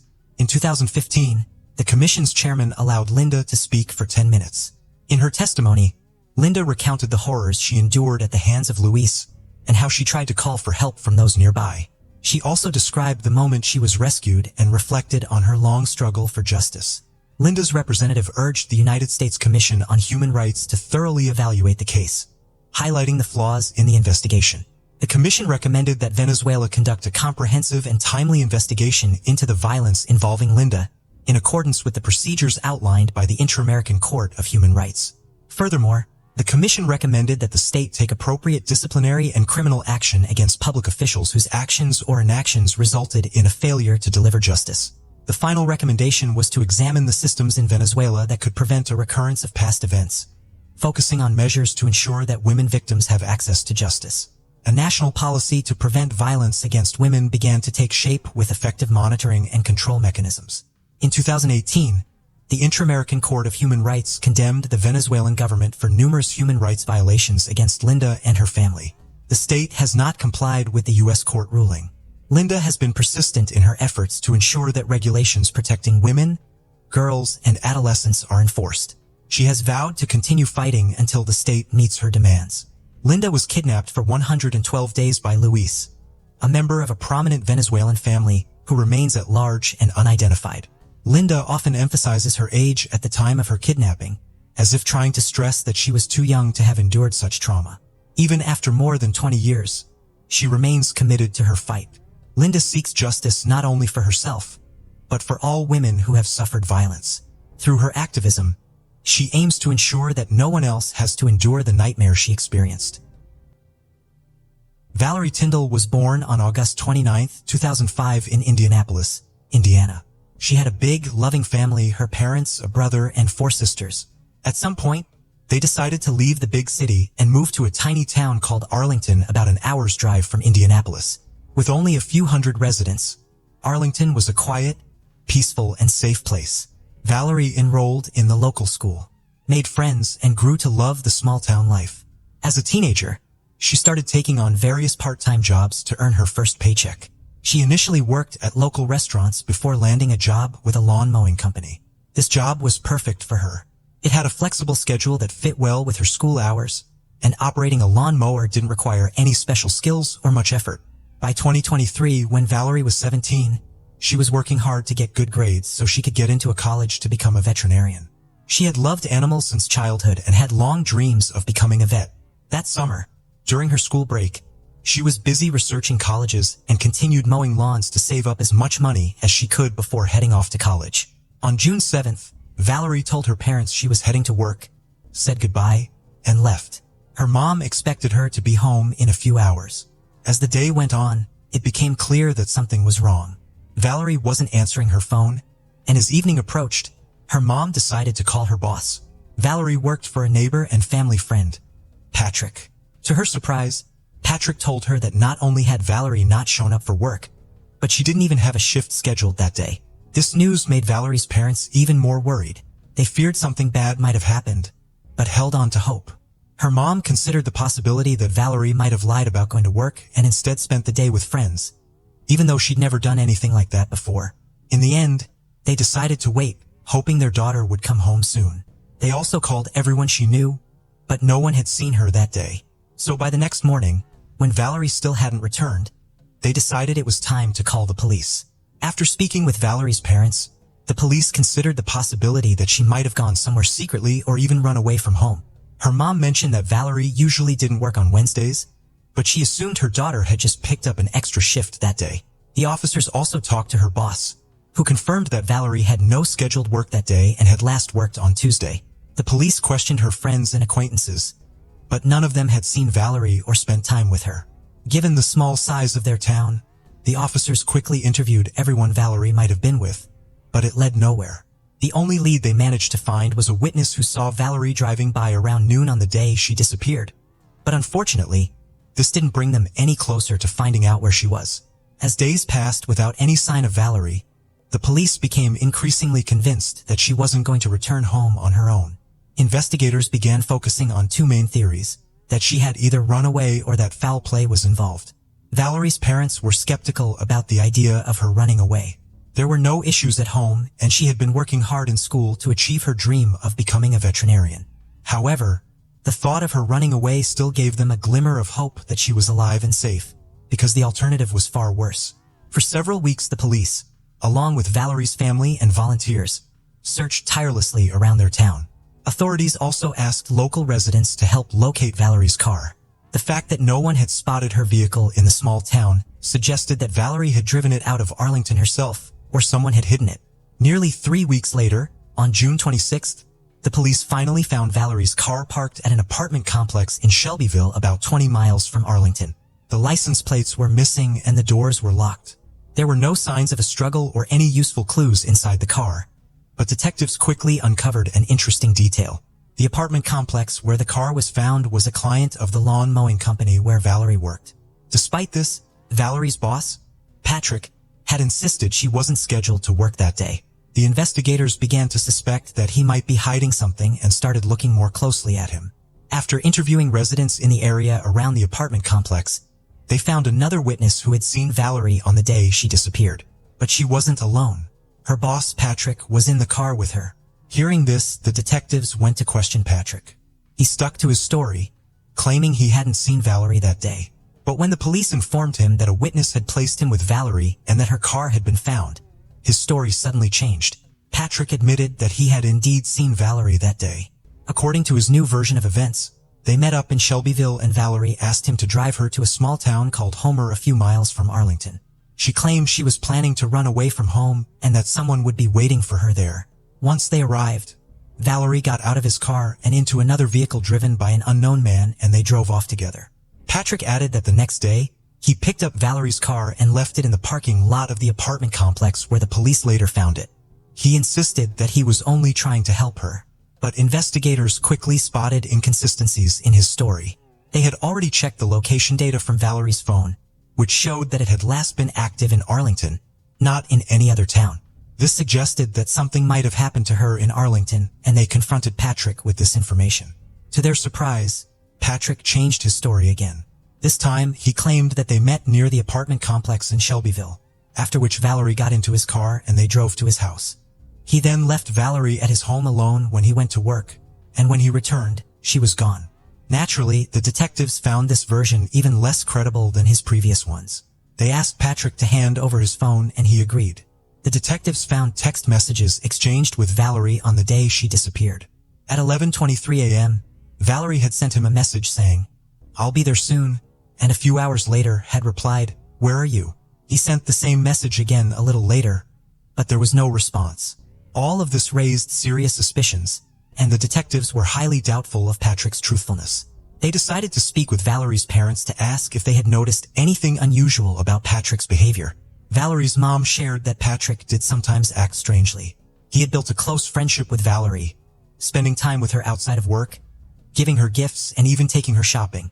Sometimes, the 59-year-old man seemed to behave more like a jealous boyfriend than a boss. However, Valerie's mom didn't take these concerns too seriously.